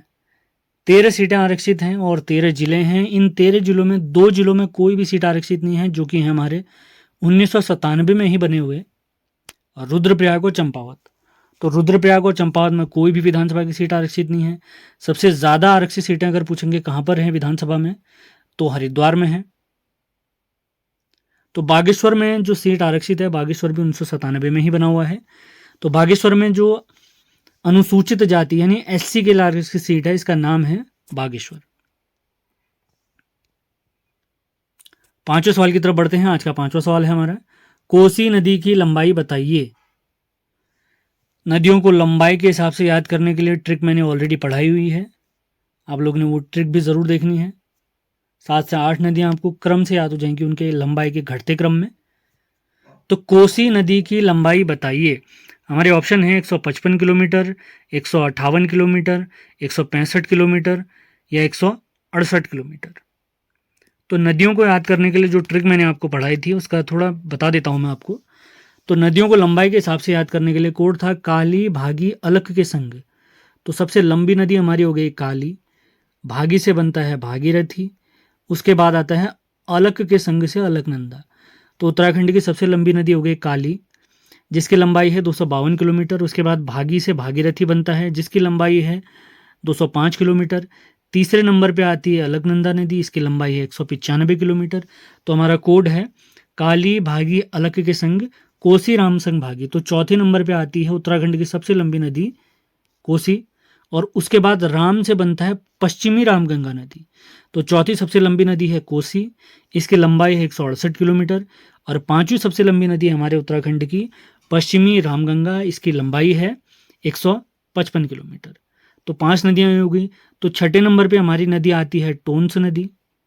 लंबाई के हिसाब से सबसे लंबी नदी के हिसाब से अगर देखें तो टोंस नदी छठे नंबर पे आती है, इसकी लंबाई बनती है 148 किलोमीटर। उसके बाद 7वें नंबर पे आती है सरयू, सरयू की लंबाई है 146 किलोमीटर। और 8वें नंबर पे आती है हमारी यमुना नदी, और यमुना नदी की लंबाई है 136 किलोमीटर हमारे राज्य में। अगला सवाल देखते हैं, सरयू और पूर्वी रामगंगा नदी का मिलन बिंदु बताइए। तो 7वां सवाल है हमारा, सरयू और पूर्वी रामगंगा नदी का मिलन बिंदु बताइए, यानी कहाँ पर ये नदियाँ मिलती हैं, कहाँ पर इनका संगम होता है। सरयू और पूर्वी रामगंगा नदी का मिलन बिंदु बताइए, 7वां सवाल है। पंचेश्वर, काकरी घाट, कौसानी या रामेश्वर, 7वां सवाल है, काफी महत्वपूर्ण सवाल। सरयू व पूर्वी रामगंगा नदी का मिलन बिंदु बताइए। तो 7वें सवाल का हमारा राइट आंसर है ऑप्शन नंबर डी, रामेश्वर में इनका मिलन होता है। सरयू नदी के बारे में आपने ध्यान रखना है, इसका उद्गम अगर पूछते हैं तो हमने याद रखना है सरमूल ताल बागेश्वर में इसका उद्गम होता है झुंडी नामक स्थल से। इसकी लंबाई कुछ देर पहले मैंने आपको बताई थी 146 किलोमीटर। यह काली नदी की सर्वाधिक पानी देने वाली नदी है, काली नदी की एक सहायक नदी है। और सरयू की कुछ सहायक नदियों के बारे में अगर मैं आपको बताऊं तो पुंगर नदी है, लाहौर नदी है, और बाकी डिटेल मैंने बागेश्वर जिला सीरीज के लेक्चर जो मैंने कंप्लीट नोट से समझाए थे उसमें दिया हुआ है, उस वीडियो को ज़रूर फॉलो करें। बढ़ते हैं 8वें सवाल की तरफ, पिंडारी ग्लेशियर की लंबाई बताइए। 8वां सवाल है आज का हमारा, पिंडारी ग्लेशियर की लंबाई बताइए। 15 किलोमीटर, 20 किलोमीटर, 25 किलोमीटर या 30 किलोमीटर। 8वां सवाल है आज का हमारा, पिंडारी ग्लेशियर की लंबाई बताइए। 15 किलोमीटर, 20 किलोमीटर, 25 किलोमीटर या 30 किलोमीटर। 8वां क्वेश्चन है, पिंडारी ग्लेशियर जो कि बागेश्वर और चमोली दोनों में फैला हुआ है। अगर ये केवल कुमाऊं में फैला होता तो कुमाऊं का सबसे बड़ा ग्लेशियर हो जाता, लेकिन वर्तमान में कुमाऊं का सबसे बड़ा ग्लेशियर है जो केवल कुमाऊं में ही फैला हुआ है मिलम, और उत्तराखंड का सबसे बड़ा ग्लेशियर या गढ़वाल का सबसे बड़ा ग्लेशियर है गंगोत्री ग्लेशियर, जहाँ से हमारी पवित्र नदी गंगा नदी का उद्गम होता है। तो सवाल है पिंडारी ग्लेशियर की लंबाई बताइए। तो इसकी लंबाई है 30 किलोमीटर। अगले सवाल की तरफ बढ़ते हैं, 9वां सवाल। लक्ष्मी आश्रम का स्थापना वर्ष बताइए, जो कि हमारे कौसानी में स्थित है। लक्ष्मी आश्रम का स्थापना वर्ष बताइए। लक्ष्मी आश्रम की स्थापना गांधी जी की शिष्या सरला बहन ने की। इस आश्रम को उन्हीं के नाम पर सरला आश्रम भी कहते हैं। लक्ष्मी आश्रम का स्थापना वर्ष बताइए। 9वां सवाल है हमारा।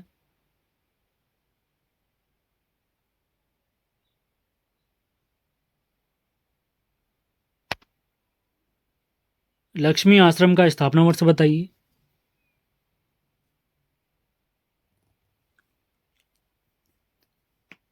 ऑप्शन के हिसाब से अगर चलें तो इसका राइट आंसर आपने 1941 मानना है, लेकिन कुछ कुछ किताबों में इसका राइट आंसर 1948 भी लिखा हुआ है।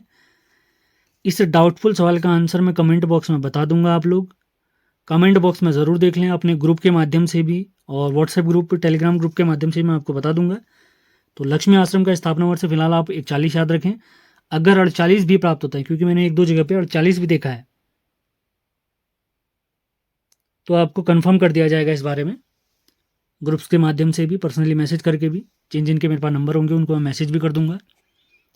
अगले सवाल की तरफ बढ़ते हैं। 10वां सवाल है हमारा, कौसानी किस पहाड़ी पर स्थित है। तो इसी वजह से मैं आप लोगों से कहता हूँ हमारे टेलीग्राम चैनल या व्हाट्सएप ग्रुप से ज़रूर जुड़ जाएं, जिससे क्लास की अपडेट के साथ साथ कोई सवाल अगर गलत हो जाता है, किसी के गलत आंसर दिए गए हैं या गलत आंसर लिख दिए हैं मैंने, या उसमें कोई चीज़ और ऐड करनी होती है, तो उन सभी की जानकारी आपको हमारे ग्रुप के माध्यम से प्राप्त हो जाएगी। तो ग्रुप में ज़रूर जुड़े, लिंक डिस्क्रिप्शन में दिए हुए हैं। कौसानी किस पहाड़ी पर स्थित है। 10वां सवाल है हमारा, कल्पनाथ, गणनाथ, पिंगनाथ या इनमें से कोई नहीं। कौसानी हमारी गोमती और गरुड़ गंगा नदी के संगम पर स्थित प्रसिद्ध स्थल है, जिसे महात्मा गांधी ने भारत का स्विट्जरलैंड की संज्ञा दी। इसी के साथ इसके कुछ अन्य नाम प्राप्त होते हैं, जैसे बलना, कुमाऊं का गहना, उत्तराखंड का दार्जिलिंग। तो सारे फैक्ट मैंने डिटेल में बागेश्वर जिला सीरीज के कंप्लीट नोट्स सीरीज में पढ़ाया हुआ है, उसको फॉलो जरूर करें। तो 10वें सवाल का हमारा राइट आंसर होता है ऑप्शन नंबर सी, यानी पिंगनाथ। अगले सवाल की तरफ बढ़ते हैं। अब अंतिम 5 सवाल बचते हैं हमारे। 11वां सवाल है, उत्तराखंड से जेल जाने वाली प्रथम महिला। स्वतंत्रता आंदोलन के दौरान उत्तराखंड से जेल जाने वाली प्रथम महिला। ऑप्शन है कुंती देवी, बिस्नी देवी, बसंती देवी या मालती देवी। उत्तराखंड से जेल जाने वाली प्रथम महिला बताइए। 11वां सवाल है हमारा।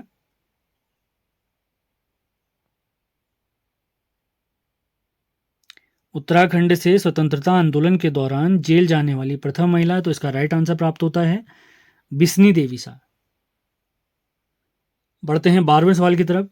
लक्ष्मीचंद ने बागनाथ मंदिर का जीर्णोद्धार किस वर्ष कराया। लक्ष्मीचंद ने बागनाथ मंदिर का जीर्णोद्धार यानी रिनोवेशन कब करवाया। ऑप्शन है 1595, 1670, 1602 या इनमें से कोई नहीं। 12th क्वेश्चन आज का हमारा, लक्ष्मीचंद ने बागनाथ मंदिर का जीर्णोद्धार कब कराया। बागनाथ मंदिर हमारा सरयू और गोमती नदी के संगम पर बसा हुआ है, जो कि भगवान शिव जी को समर्पित है। ऐसी मान्यता है, भगवान शिव जी बाघ के रूप में विचरण करते हैं बागेश्वर में। तो 12वें सवाल का हमारा राइट आंसर है 1602। इसकी स्थापना किसने की है। इसकी स्थापना की है लक्ष्मी चंद ने। तो 13वें सवाल की तरफ बढ़ते हैं। 13वां सवाल है हमारा, ट्रेल पास का खोज किस वर्ष हुई। ट्रेल पास की खोज किस वर्ष हुई है। ट्रेल पास की खोज कुमाऊं कमिश्नर विलियम ट्रेल ने की। तो हमारे ऑप्शन है 1828, 1830, 1834 या इनमें से कोई नहीं। ट्रेल पास बागेश्वर और पिथौरागढ़ को जोड़ता है। आपने ध्यान रखना है। तो इसका खोज किस वर्ष की है?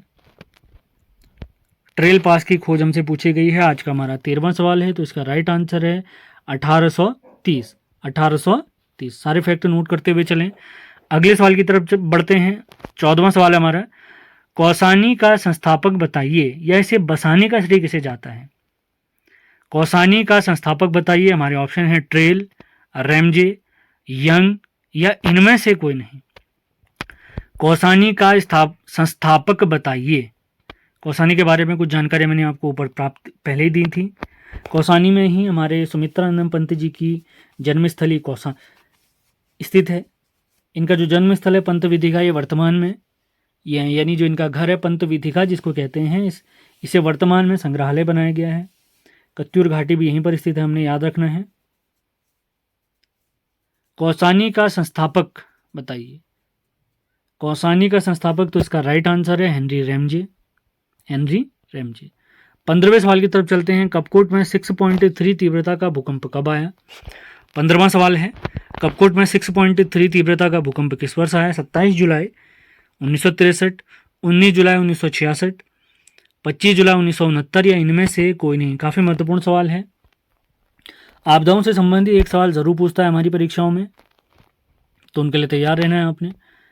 जितनी भी सीरीज मैंने कंप्लीट कराई है उनको लगातार फॉलो करिए। आपका उत्तराखंड पुलिस का जो अभी पेपर होने वाला है, अन्य जो भी परीक्षा होने वाली हैं, वो बहुत बढ़िया हो जाएगा। मैं इसको गारंटी दे रहा हूँ आपको। बस ये नोट्स फॉलो करिए आप लोग। अपनी सेल्फ स्टडी भी करें, इन्हें बार बार रिवाइज करें, अपने नोट्स भी ऐड कर सकते हैं इनमें। मैंने कोशिश करी है जो हमारे जिला सीरीज के नोट्स हैं, अजय रावत जी के नोट्स हैं, जैसे जो मेरे अजय रावत जी के नोट्स हैं उसमें केवल अजय रावत जी के नोट्स नहीं, अन्य पुस्तकों के नोट्स भी मैंने शामिल किए हुए हैं। कुछ फैक्ट मैंने खुद भी सर्च करे हुए हैं अलग अलग इतिहासकारों के माध्यम से। और वैसे ही हमारे जिला सीरीज में है, जिला सीरीज में केवल परीक्षावाणी के नोट्स न होकर अन्य सभी किताबों के नोट्स को मैंने सम्मिलित किया हुआ है। परीक्षावाणी हमारी बेस बुक है किसी भी नोट्स के लिए। परीक्षावाणी पुस्तक में मैंने आपको पहले ही बताया हुआ है, इतिहास की प्रॉब्लम है, इतिहास ठीक नहीं दिया हुआ है, ज़्यादा डिटेल में नहीं प्राप्त होता है हमें। इसी वजह से इतिहास के लिए अगर आप पढ़ना चाहते हैं तो अजय रावत जी की पुस्तक पढ़ सकते हैं, लेकिन उसमें भी आपको फैक्ट ढूंढने पड़ेंगे। तो 15वां सवाल हमारा राइट आंसर है 27 जुलाई 1963। 27 जुलाई 1963 इसका राइट आंसर प्राप्त होता है। 27 जुलाई 1963। कपकोट में 6.3 तीव्रता का भूकंप कब आया है? तो पूछेंगे, सॉरी ये 63 नहीं होगा, ये बिल्कुल गलत आंसर है। इसका राइट आंसर है इनमें से कोई नहीं, क्योंकि इसका सन प्राप्त होता है, वो मैं 6.3 से थोड़ा डाउट खा गया। तो इसका राइट आंसर है 27 जुलाई 1966। 27 जुलाई 1966 में फिर से रिपीट करता हूँ, कपकोट में 6.3 तीव्रता का जो भूकंप आया है। 15वें सवाल का ऑप्शन के हिसाब से राइट आंसर है नन ऑफ दिस, क्योंकि इसका सही जवाब प्राप्त होता है 27 जुलाई 1963। इसी के साथ आज का हमारा प्रैक्टिस सेट समाप्त होता है। अगला वीडियो जो आने वाला है हमारा, मैं आपको बता देता हूँ, कल जो हम प्रैक्टिस सेट देखेंगे उत्तराखंड जिला सीरीज का 5वां भाग, यानी नैनीताल के नोट्स हम प्रैक्टिस सेट लगाएंगे। इससे पहले मैं इस नैनीताल जिले को कंप्लीट नोट्स के माध्यम से समझा चुका हूँ, लिंक डिस्क्रिप्शन में दिया हुआ है, आप वीडियो देखना चाहें तो ज़रूर देख सकते हैं। लगातार तैयारी में लगे रहें, वे लोग तो ज़रूर लगे रहें लगातार तैयारी में जिनका पुलिस का पेपर है, क्योंकि सितंबर में किसी भी दिन परीक्षा हो सकती है। शायद इसी हफ्ते एग्ज़ाम कैलेंडर भी आ जाए, तो बहुत ज़्यादा उम्मीद है कि सितंबर में शायद हमारा पेपर हो सकता है पुलिस का। तो जो तैयारी में लगे हुए हैं लगातार लगे रहें, दिन रात एक कर दें, ये मौके बार बार नहीं आते हैं। तो उम्मीद है ये सेशन आपको पसंद आया होगा। पसंद आया तो इसको लाइक और शेयर ज़रूर करना है। पुराने वीडियो भी आपने ज़रूर देखने हैं, सारे महत्वपूर्ण लिंक मैंने डिस्क्रिप्शन में दिए हुए हैं।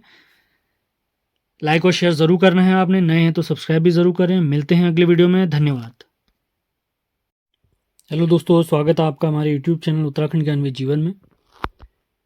उत्तराखंड जिला सीरीज प्रैक्टिस सेट को आगे बढ़ाते हुए आज हम देखेंगे इसका 5वां भाग, यानी नैनीताल जिला। इससे पहले के जितने पार्ट में करा चुका हूँ उनके लिंक डिस्क्रिप्शन में दिए हुए हैं, उनको फॉलो ज़रूर करें। और इसके अलावा सारे महत्वपूर्ण लिंक डिस्क्रिप्शन में दिए हुए हैं, उनको आप देख सकते हैं, अपने नोट्स बना सकते हैं। हमारे टेलीग्राम चैनल का लिंक, व्हाट्सएप चैनल का लिंक, सभी कुछ डिस्क्रिप्शन में दिया हुआ है, उसे फॉलो ज़रूर करें। चैनल में नए हैं तो सब्सक्राइब ज़रूर करें। और अगला वीडियो जो हमारा आने वाला है वो उत्तराखंड जिला सीरीज प्रैक्टिस सेट का 6ठा भाग होगा, जिसमें हम कुमाऊं के 6ठे जिले यानी उधम सिंह नगर के बारे में इम्पोर्टेंट सवाल देखने वाले हैं।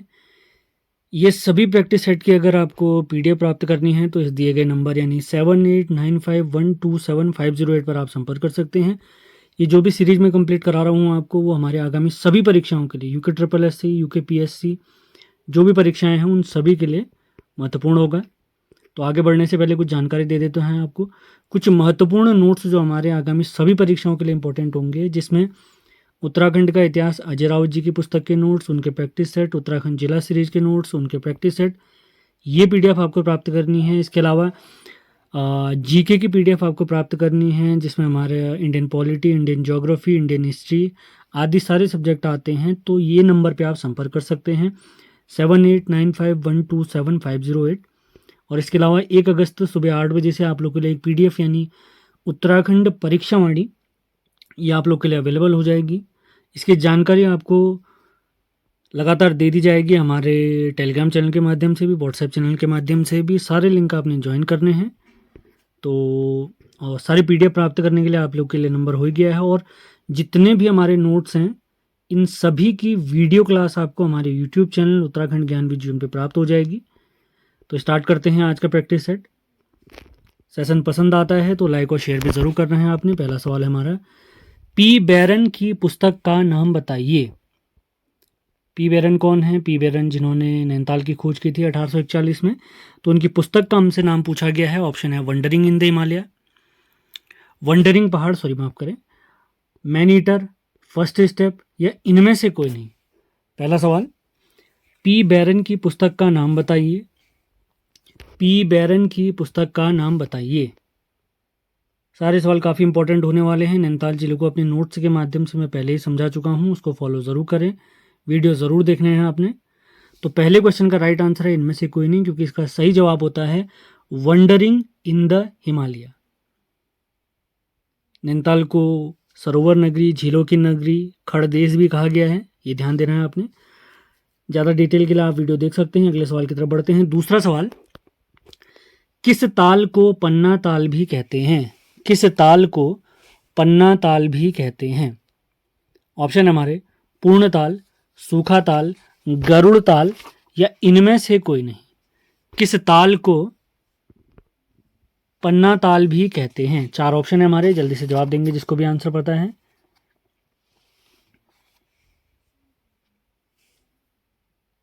किस ताल को पन्ना ताल भी कहते हैं? कुछ ताले हैं जो हमारे नैनीताल में स्थित हैं, उन्हीं से रिलेटेड सवाल है।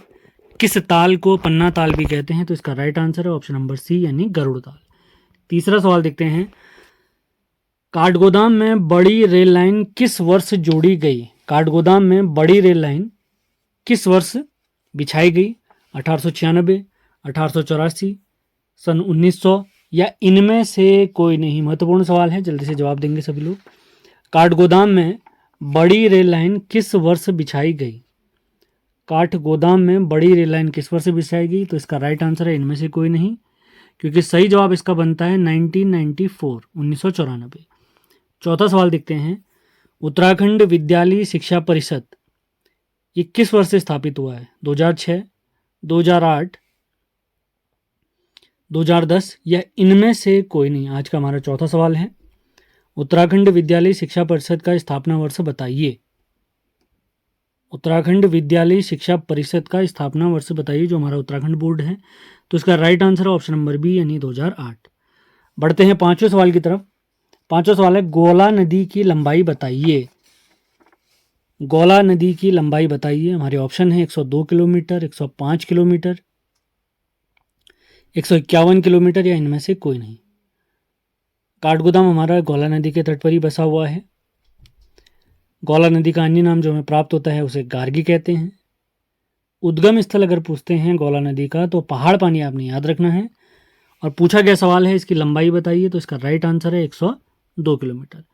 छठा सवाल देखते हैं, नीम करोली बाबा जी का वास्तविक नाम बताइए। महत्वपूर्ण सवाल, मोस्ट इंपॉर्टेंट सवाल। हाल ही में इनका मेला भी आयोजित हुआ है। श्री राम शर्मा, श्री लक्ष्मण शर्मा, श्री लक्ष्मी नारायण शर्मा, या इनमें से कोई नहीं। महत्वपूर्ण सवाल है, जल्दी से जवाब देंगे सभी लोग। नीम करोली बाबा जिनका कैंची धाम है, तो छठे क्वेश्चन का हमारा राइट आंसर है श्री लक्ष्मी नारायण शर्मा, श्री लक्ष्मी नारायण शर्मा जी। 15 जून को यहाँ पर एक विशाल मेले का आयोजन होता है। ज़्यादा डिटेल के लिए आप हमारा वो वीडियो देख सकते हैं। अगले सवाल की तरफ बढ़ते हैं। अगला सवाल है 7वां सवाल, नैनीताल हिल स्टेशन किस वर्ष घोषित किया गया? नैनीताल को हिल स्टेशन किस वर्ष घोषित किया गया? 7वां सवाल है। ऑप्शन है 1962, 1979 यानी 79, 1997 या 1997 या इनमें से कोई नहीं। नैनीताल हिल स्टेशन कब घोषित किया गया? 7वां सवाल है।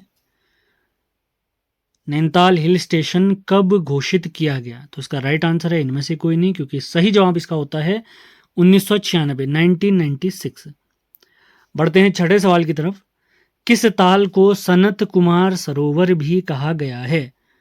मानस खंड में इस ताल को सनत कुमार सरोवर कहा गया है। ऑप्शन है नौकुचिया ताल, भीमताल, खुरपा ताल या इनमें से कोई नहीं। नैनीताल में बहुत सारी तालें हैं। 7 ताल भी हमारे नैनीताल में स्थित है, जो कि 7 तालों का एक समूह है। किस ताल को सनत कुमार सरोवर भी कहा गया है? सेशन पसंद आ रहे हैं तो इनको लाइक और शेयर जरूर करना है आपने। नए हैं तो सब्सक्राइब जरूर करें। तो 8वां सवाल है, किस ताल को सनत कुमार सरोवर कहा गया है? तो इसका राइट आंसर है नौकुचिया ताल। ये 9 कोने वाली ताल है। ये कुमाऊं की सबसे गहरी ताल है। इसकी गहराई की बात करें तो ये 40 मीटर है और मानस खंड में इसका नाम प्राप्त होता है सनत कुमार सरोवर। अगले सवाल की तरफ बढ़ते हैं। 9वां सवाल आज का हमारा, कुमाऊं मंडल विकास निगम का स्थापना वर्ष बताइए। कुमाऊं मंडल विकास निगम का स्थापना वर्ष बताइए। 1974, 1975, 1976 या इनमें से कोई नहीं। 9वां सवाल है हमारा, महत्वपूर्ण सवाल।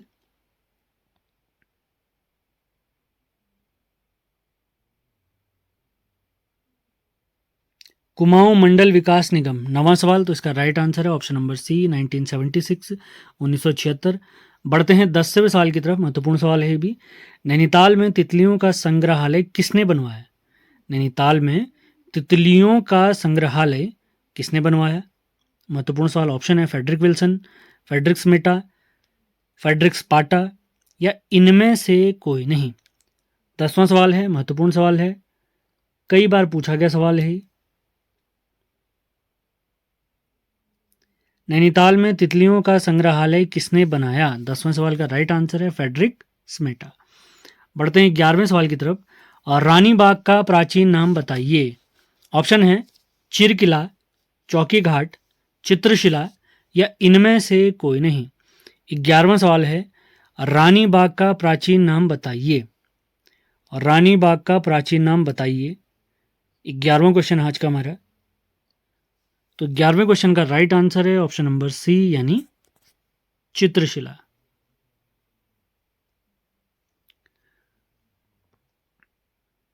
चित्रशिला। अगले सवाल की तरफ बढ़ते हैं। 12वां सवाल है हमारा। तो 12वां सवाल आज का हमारा, टीबी सैनिटोरियम स्थापना वर्ष बताइए। टीबी सैनिटोरियम हमारा भवाली में स्थित है, तो हमसे पूछा गया है इसका स्थापना वर्ष। ऑप्शन है 1876, 1912, 1938 या इनमें से कोई नहीं। लोकेशन पूछते हैं तो भवाली में है इसकी। भवाली को हमारा पर्वतीय फल बाजार भी कहते हैं, जो कि शिप्रा नदी के तट पर बसा हुआ है।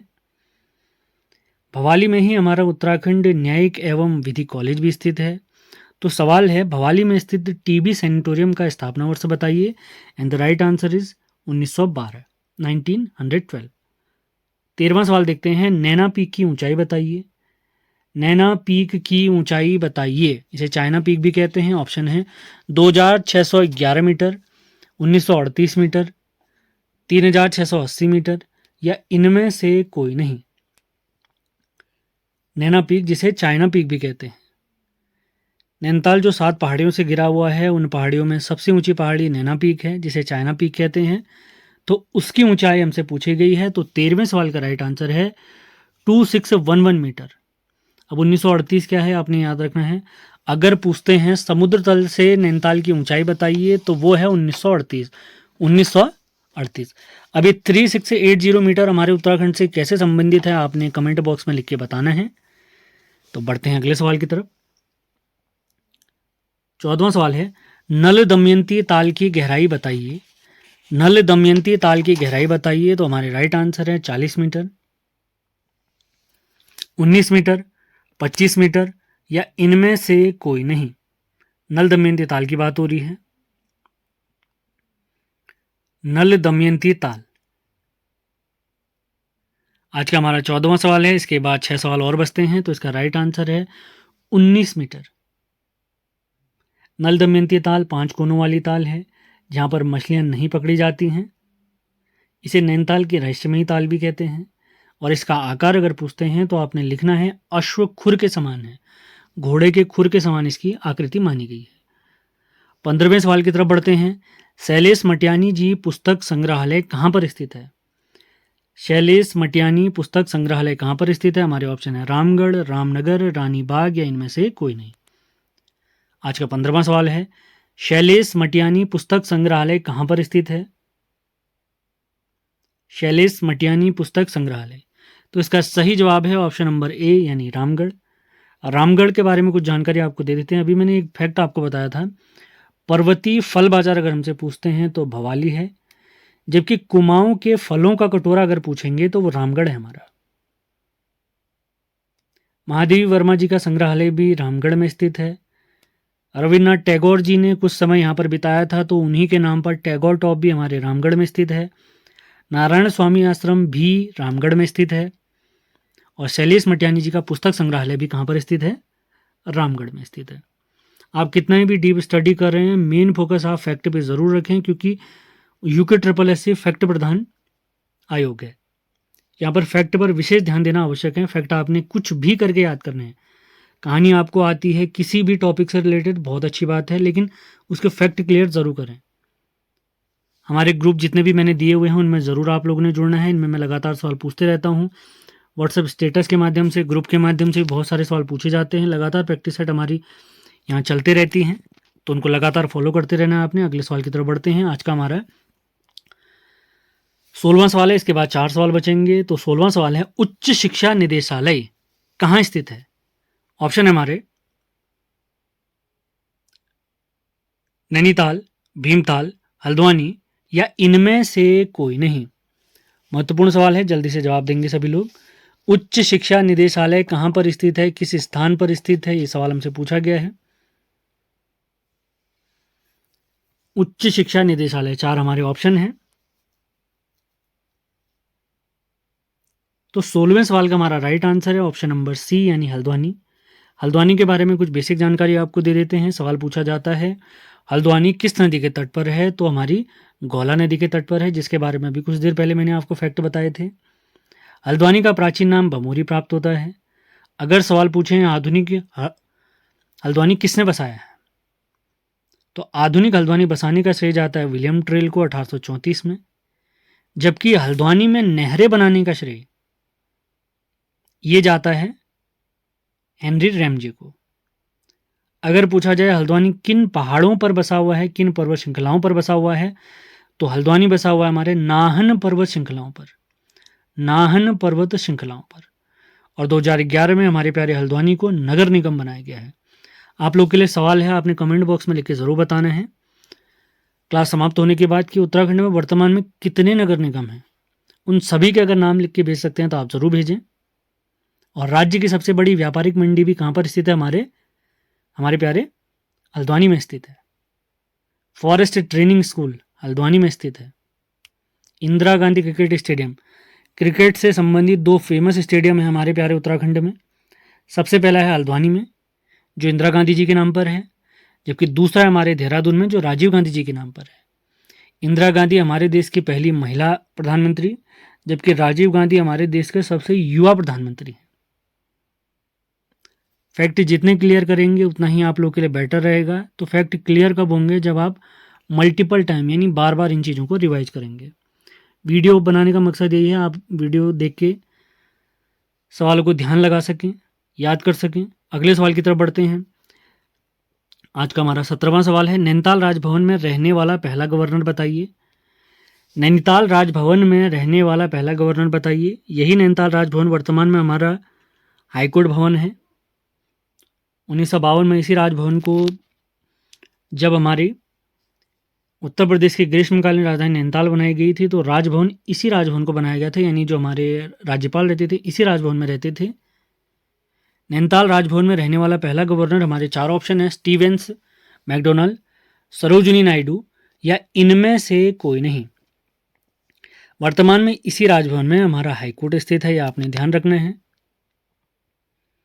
अगर इस राजभवन की स्थापना अगर कहते हैं 27 अप्रैल 1897 में इसका कार्य स्टार्ट किया गया, जबकि इस भवन का काम कंप्लीट हुआ है सन 1900 में।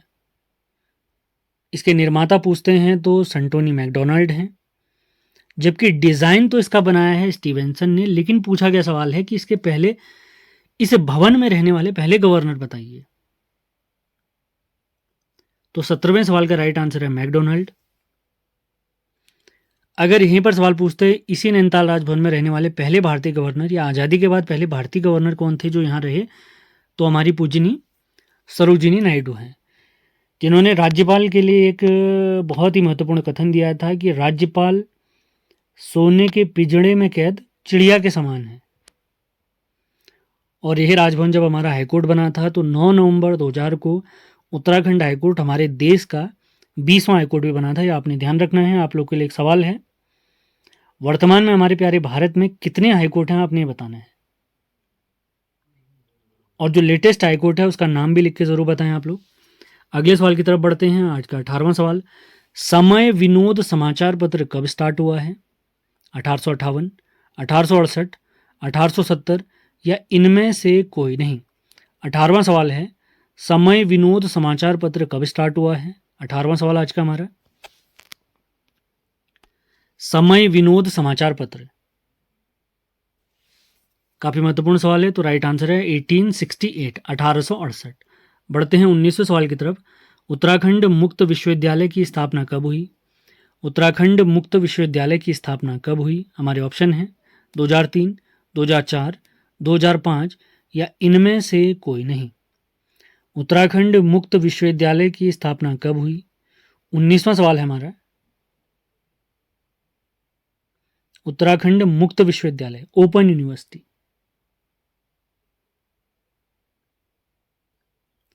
उत्तराखंड ओपन यूनिवर्सिटी का स्थापना कब हुई? तो राइट आंसर है ऑप्शन नंबर सी, यानी 2005।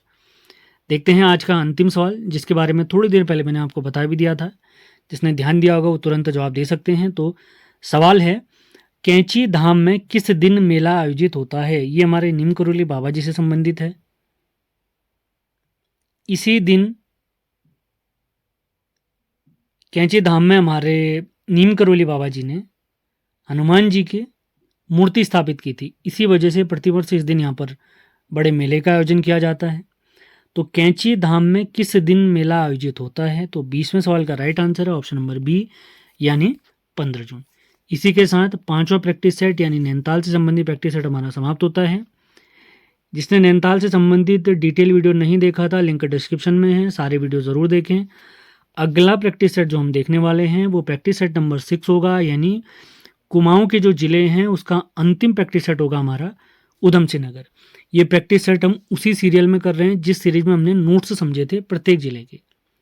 सभी महत्वपूर्ण लिंक डिस्क्रिप्शन में दिए हैं। चैनल में नए हैं तो सब्सक्राइब करें, लाइक शेयर ज़रूर करें, पूछे गए सवालों के आंसर दें। कहीं पर डाउट होता है, कोई सवाल आपको ऐसा लगता है मैंने गलत बता दिया है या मुझसे छूट गया है, तो कमेंट बॉक्स हमेशा ओपन है, आप ज़रूर लिख के बताएं। सेशन कैसे लग रहे हैं ये भी ज़रूर बताएं। लाइक और शेयर ज़रूर करना है जिससे सभी लोगों तक ये वीडियो पहुंच सके। तो मिलते हैं अगले वीडियो में। और पीडीएफ इत्यादि मैंने आपको बता रखा है, अजय रावत जी के पीडीएफ, जिला सीरीज के नोट्स, परीक्षा वाणी के नोट्स, जीके जीएस के नोट्स, सभी पीडीएफ प्राप्त करने के लिए आप इस नंबर पर संपर्क कर सकते हैं। हमारे नंबर हैं 7895127508। मिलते हैं अगले वीडियो में, धन्यवाद। हेलो दोस्तों, स्वागत है आपका हमारे यूट्यूब चैनल उत्तराखंड ज्ञान जीवन में। उत्तराखंड जिला सीरीज प्रैक्टिस सेट को आगे बढ़ाते हुए आज हम देखेंगे कुमाऊं का छठा जिला, यानी प्रैक्टिस सेट नंबर हमारा छठा है। आज हम देखेंगे कुमाऊं का अंतिम जिला यानी उधम सिंह नगर। इससे पहले के सभी ज़िलों के लिंक मैंने डिस्क्रिप्शन में दिए हुए हैं और सारे महत्वपूर्ण लिंक, व्हाट्सएप चैनल के लिंक, हमारे टेलीग्राम चैनल के लिंक सभी डिस्क्रिप्शन में दिए गए हैं। आप उनको फॉलो ज़रूर करें। चैनल में नए हैं तो सब्सक्राइब ज़रूर करें और कंप्लीट पीडीएफ इत्यादि प्राप्त करने के लिए आप इस दिए गए नंबर पर संपर्क कर सकते हैं। अगला वीडियो जो जिला सीरीज का होगा, अभी हमारा मेन फोकस है जिला सीरीज को जो प्रैक्टिस सेट है उसे कंप्लीट करना। तो अगला लेक्चर जो हमारा आने वाला है जिला सीरीज प्रैक्टिस सेट नंबर 7, जिसमें हम गढ़वाल के ज़िले स्टार्ट करेंगे और सबसे पहले हम करेंगे रुद्रप्रयाग, यानी जिस क्रम में हमने ज़िले डिटेल पढ़े थे उसी क्रम में हम प्रैक्टिस सेट भी लगाने वाले हैं। तो ये लेक्चर देखने से पहले, आज का लेक्चर देखने से पहले, अगला प्रैक्टिस सेट लगाने से पहले हमारे डीप नोट्स वाला वीडियो ज़रूर देखें आप। उसके बाद इन प्रैक्टिस सेट को आपने लगाना है। आगामी सभी परीक्षाओं के दृष्टिगत आप उत्तराखंड के इतिहास से संबंधित जो हमारे अजय रावत जी के नोट्स हैं उनके प्रैक्टिस सेट, उत्तराखंड जिला सीरीज के नोट्स और उनके प्रैक्टिस सेट, इनके कंप्लीट पीडीएफ आपको प्राप्त करनी है तो आप हमारे दिए गए इस नंबर पर संपर्क कर सकते हैं। और हमारे द्वारा जितनी भी पीडीएफ आपको प्रोवाइड कराई जा रही हैं उन सभी के वीडियो डिस्क्रिप्शन, यानी कंप्लीट नोट्स वीडियो के माध्यम से आपको हमारे यूट्यूब चैनल पे प्राप्त हो जाएंगे। तो उस चैनल पे भी ज़रूर जुड़ना है आपने। और बहुत जल्द एक आध दिन में आप लोग के लिए उत्तराखंड की जो परीक्षा वाणी की नोट्स हैं, कंप्लीट नोट्स, वो आप लोग के लिए अवेलेबल हो जाएंगे। और ये नोट्स भी आप हमारे दिए गए नंबर से प्राप्त कर सकते हैं 7895127508। और इसके भी कंप्लीट वीडियो नोट्स आपको हमारे यूट्यूब चैनल से प्राप्त हो जाएंगे। तो आज का प्रैक्टिस है, स्टार्ट करते हैं हम।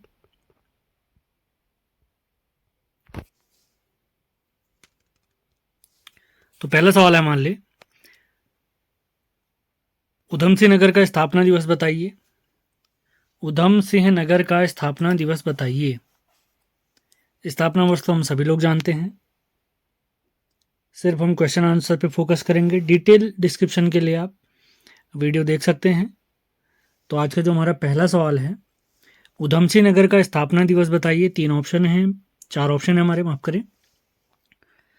15 सितंबर, 18 सितंबर, 30 सितंबर या इनमें से कोई नहीं।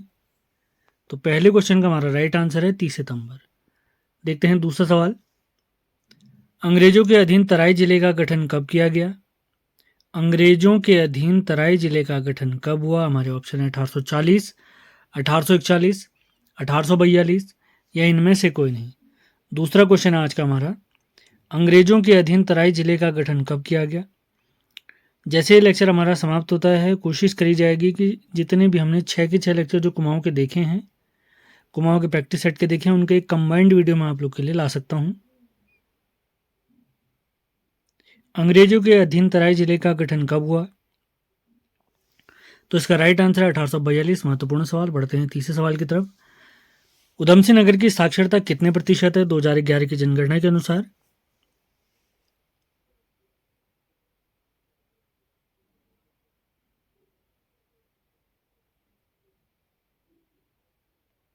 उधम सिंह नगर की साक्षरता कितने प्रतिशत है 2011 के अनुसार। तो ऑप्शन के हिसाब से अगर जाएं तो राउंड फिगर करके 73% होता है, वैसे ये बनती है 73.1%। और हमारे भारत की 2011 की जनगणना के अनुसार जो साक्षरता बनती है, लिटरेसी रेट जो हमारे प्यारे भारत का है वो 73% है। और उत्तराखंड में सबसे कम साक्षरता का प्रतिशत है उधम सिंह नगर का 73.1%। तो यहाँ पर एक सवाल हमने और क्लियर करना है कि उत्तराखंड के सभी जिले ऐसे हैं, यानी 13 के 13 जिले हमारे ऐसे हैं उत्तराखंड के जिनकी साक्षरता हमारे प्यारे भारत से ज़्यादा है। अगले सवाल की तरफ बढ़ते हैं। आज का हमारा चौथा सवाल, बाजपुर किस नदी के तट पर बसा हुआ है। ऑप्शन है कल्याणी, शिप्रा, धूमा या इनमें से कोई नहीं। बाजपुर किस नदी के तट पर बसा हुआ है।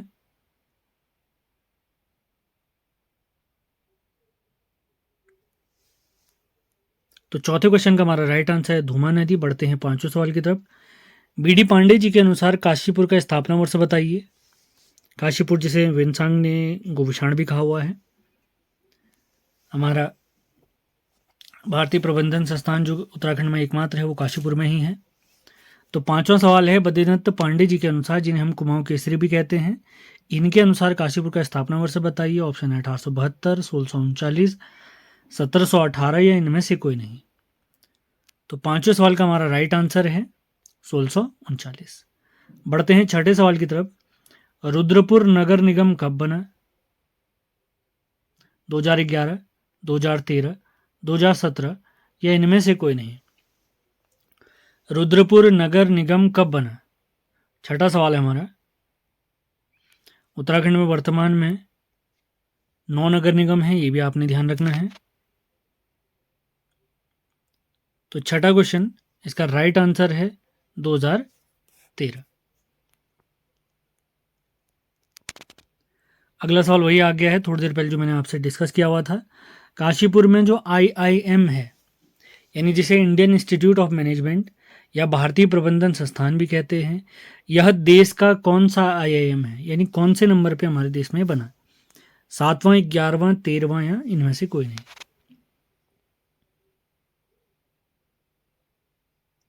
काशीपुर में स्थित IIM देश का कौन सा IIM है? तो 7वें क्वेश्चन का हमारा राइट आंसर है ऑप्शन नंबर सी, यानी 13वां। बढ़ते हैं 8वें क्वेश्चन की तरफ। खटीमा गोलीकांड कब घटित हुआ? खटीमा गोलीकांड राज्य आंदोलन के समय पे हुआ था। ऑप्शन है 1 अगस्त 1994, 1 अक्टूबर 1994, 2 अक्टूबर 1994 या इनमें से कोई नहीं। खटीमा गोलीकांड कब घटित हुआ है?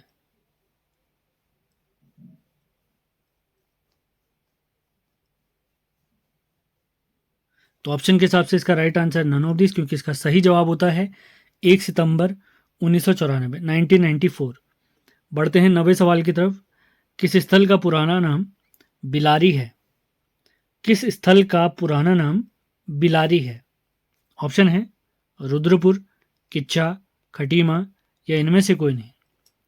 किस स्थल का पुराना नाम बिलारी है? आज का हमारा 9वां सवाल। तो 9वें सवाल का हमारा राइट आंसर है किच्चा। तो 9वें सवाल का राइट आंसर है किच्चा, आप लोगों ने ध्यान देना है। बढ़ते हैं हमारे 10वें सवाल की तरफ। टोटल आज भी हमने 20 इंपॉर्टेंट सवाल देखने हैं। 10वां सवाल है, उधमसिंह नगर में अनुसूचित जाति यानी SC के लिए आरक्षित सीट बताइए। हमारे ऑप्शन है बाजपुर, नानकमत्ता, सितारगंज या इनमें से कोई नहीं। उधमसिंह नगर में अनुसूचित जाति के लिए आरक्षित विधानसभा की सीट पूछी जा रही है हमसे। हमारे प्यारे उत्तराखंड में विधानसभा की 70 सीटें हैं, जिनमें टोटल 15 सीटें आरक्षित हैं। इन 15 सीटों में 2 सीटें ST यानी शेड्यूल्ड ट्राइब यानी अनुसूचित जनजाति के लिए आरक्षित हैं, जबकि 13 सीटें SC शेड्यूल्ड कास्ट या अनुसूचित जाति के लिए आरक्षित हैं। इन 13 सीटों में से मैक्सिमम सीटें कहाँ पर आरक्षित है अगर पूछेंगे तो मैक्सिमम 3 सीटें हरिद्वार में आरक्षित हैं। 2 जिले ऐसे हैं हमारे, चंपावत और रुद्रप्रयाग, जहाँ पर विधानसभा की कोई भी सीट अनुसूचित जाति यानी SC के लिए आरक्षित नहीं है। तो इसी से हमारा सवाल बना हुआ है। 10वां सवाल है आज का, उधमसिंह नगर में अनुसूचित जाति यानी SC के लिए आरक्षित कौन सी सीट है? तो 10वें सवाल का हमारा राइट आंसर है बाजपुरी, हमने ध्यान देना है। इसी प्रकार नैनीताल में अगर पूछेंगे तो नैनीताल में हमारी नैनीताल सीट आरक्षित है, बागेश्वर में बागेश्वर सीट आरक्षित है, अल्मोड़ा में सोमेश्वर सीट आरक्षित है, हमारे प्यारे पिथौरागढ़ में गंगोलीहाट सीट आरक्षित है, जबकि चंपावत में कोई भी सीट आरक्षित नहीं है, ये भी हमने ध्यान देना है। और उधमसिंह नगर में हमारे यहाँ बाजपुर सीट आरक्षित है। बढ़ते हैं 11वें सवाल की तरफ। 11वां सवाल है हमारा, पंतनगर कृषि विश्वविद्यालय के नाम में गोविंद बल्लभ पंत नाम किस वर्ष से जोड़ा गया या कब जोड़ा गया? 1965, 1972, 1989 यानी 89 या इनमें से कोई नहीं। इसकी स्थापना नवंबर 1960 में की गई। 1960 में पंतनगर विश्वविद्यालय की कृषि विश्वविद्यालय की स्थापना की गई। यह हमारे प्यारे भारत का पहला कृषि विश्वविद्यालय है। तो इस कृषि विश्वविद्यालय के नाम की शुरुआत में गोविंद बल्लभ पंत नाम ये जोड़ा गया है 1972 में, 1972।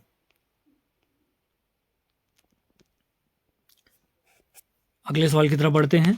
12वां सवाल आज का हमारा, दीक्षित आयोग ने किस शहर को उत्तराखंड की दूसरी राजधानी बनाने का प्रस्ताव दिया था? दीक्षित आयोग ने किस शहर को उत्तराखंड की दूसरी राजधानी बनाने का प्रस्ताव दिया था?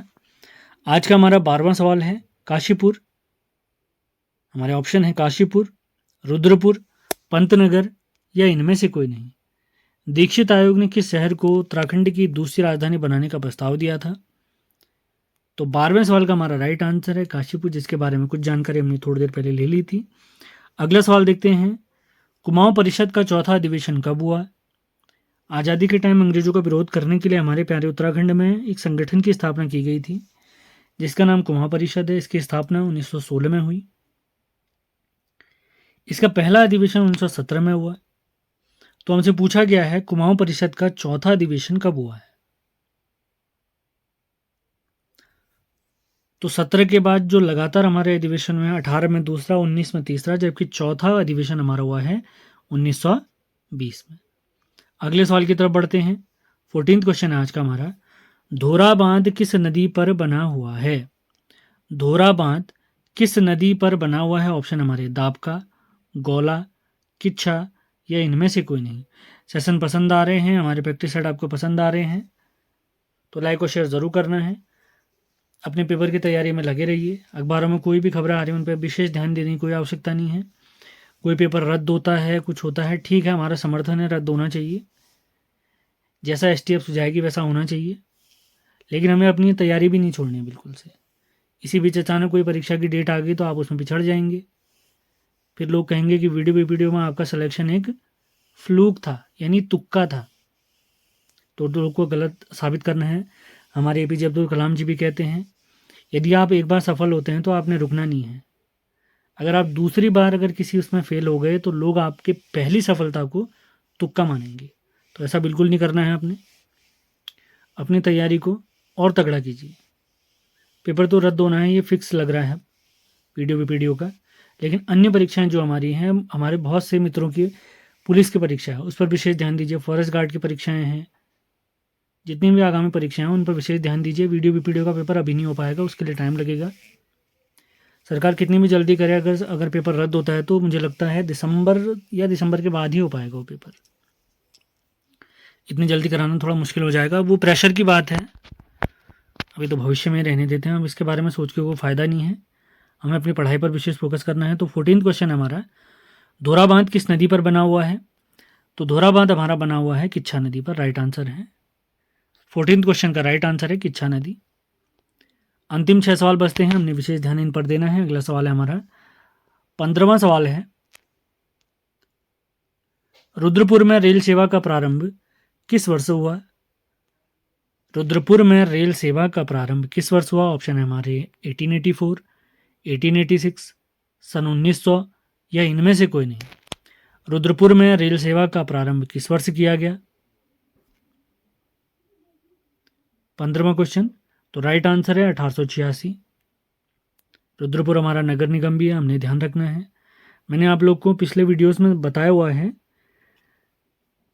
हमारे उत्तराखंड के 13 जिलों में से 2 जिले ऐसे हैं जिनका मुख्यालय जिले के नाम पर नहीं है। जैसे पिथौरागढ़ का मुख्यालय पिथौरागढ़ में है, बागेश्वर का मुख्यालय, बागेश्वर का जिला मुख्यालय बागेश्वर में है। तो वैसे चमोली का मुख्यालय चमोली में न होकर गोपेश्वर में है, और उसी के साथ हमारे उधम सिंह नगर का मुख्यालय उधम सिंह में न होकर कहाँ पर स्थित है? रुद्रपुर में। ये बेसिक से सवाल है, इन पर आपने ध्यान देना है। कभी कभी इन्हीं सवालों में हम फंस जाते हैं।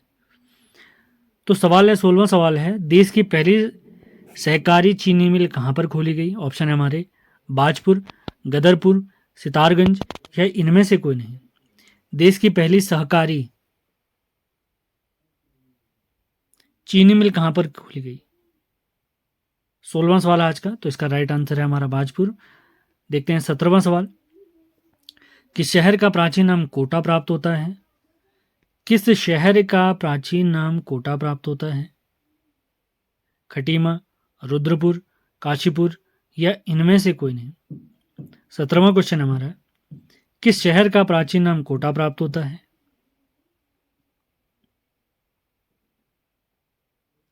तो 17वें सवाल का हमारा राइट आंसर है ऑप्शन नंबर सी, यानी काशीपुर। देखते हैं 18वां सवाल, नंधौर वन्यजीव विहार का गठन वर्ष बताइए। वन्यजीव विहारों में सबसे नया वन्यजीव विहार है हमारा। सबसे पहला अगर पूछा जाए वन्यजीव विहार तो आपने गोविंद याद रखना है, लेकिन अभी हमसे सवाल पूछा गया है नंदौर वन्यजीव विहार का स्थापना वर्ष बताइए। 2011, 2012, 1993 या इनमें से कोई नहीं। नंदौर वन्यजीव का गठन वर्ष बताइए, यानी इसकी स्थापना कब की गई। तो 18वें क्वेश्चन का राइट आंसर है 2012। बढ़ते हैं 19वें सवाल की तरफ। कनिंघम के अनुसार काशीपुर का स्थापना वर्ष बताइए। एक सवाल हमने देखा था अभी बीडी पांडे जी के अनुसार, तो अब सवाल हमसे पूछा गया है इतिहासकार कनिंघम के अनुसार काशीपुर का स्थापना वर्ष बताइए। हमारे ऑप्शन है 1708, 1718, 1728 या इनमें से कोई नहीं। कनिंघम के अनुसार काशीपुर का स्थापना वर्ष बताइए। तो 19वें सवाल का राइट आंसर है 1718। तो देखते हैं आज के प्रैक्टिस सेट का, यानी उधम सिंह नगर या कुमाऊं के अंतिम प्रैक्टिस सेट का अंतिम सवाल, यानी आज का हमारा छठा जो प्रैक्टिस सेट है उसका अंतिम सवाल है ये। रुद्रपुर किस नदी के तट पर बसा हुआ है। हमारे ऑप्शन है धूमा, ढेला, कल्याणी या इनमें से कोई नहीं। रुद्रपुर किस नदी के तट पर बसा हुआ है। तो 20वां सवाल है रुद्रपुर किस नदी के तट पर बसा हुआ है, and the right answer is Rudrapur हमारे कल्याणी नदी के तट पर बसा हुआ है। तो इसी के साथ आज का हमारा प्रैक्टिस सेट समाप्त होता है। उम्मीद है सेशन आपको पसंद आया होगा। पसंद आया तो आपने लाइक और शेयर ज़रूर करना है। बहुत मेहनत से आप लोग के लिए वीडियो बनाए जा रहे हैं।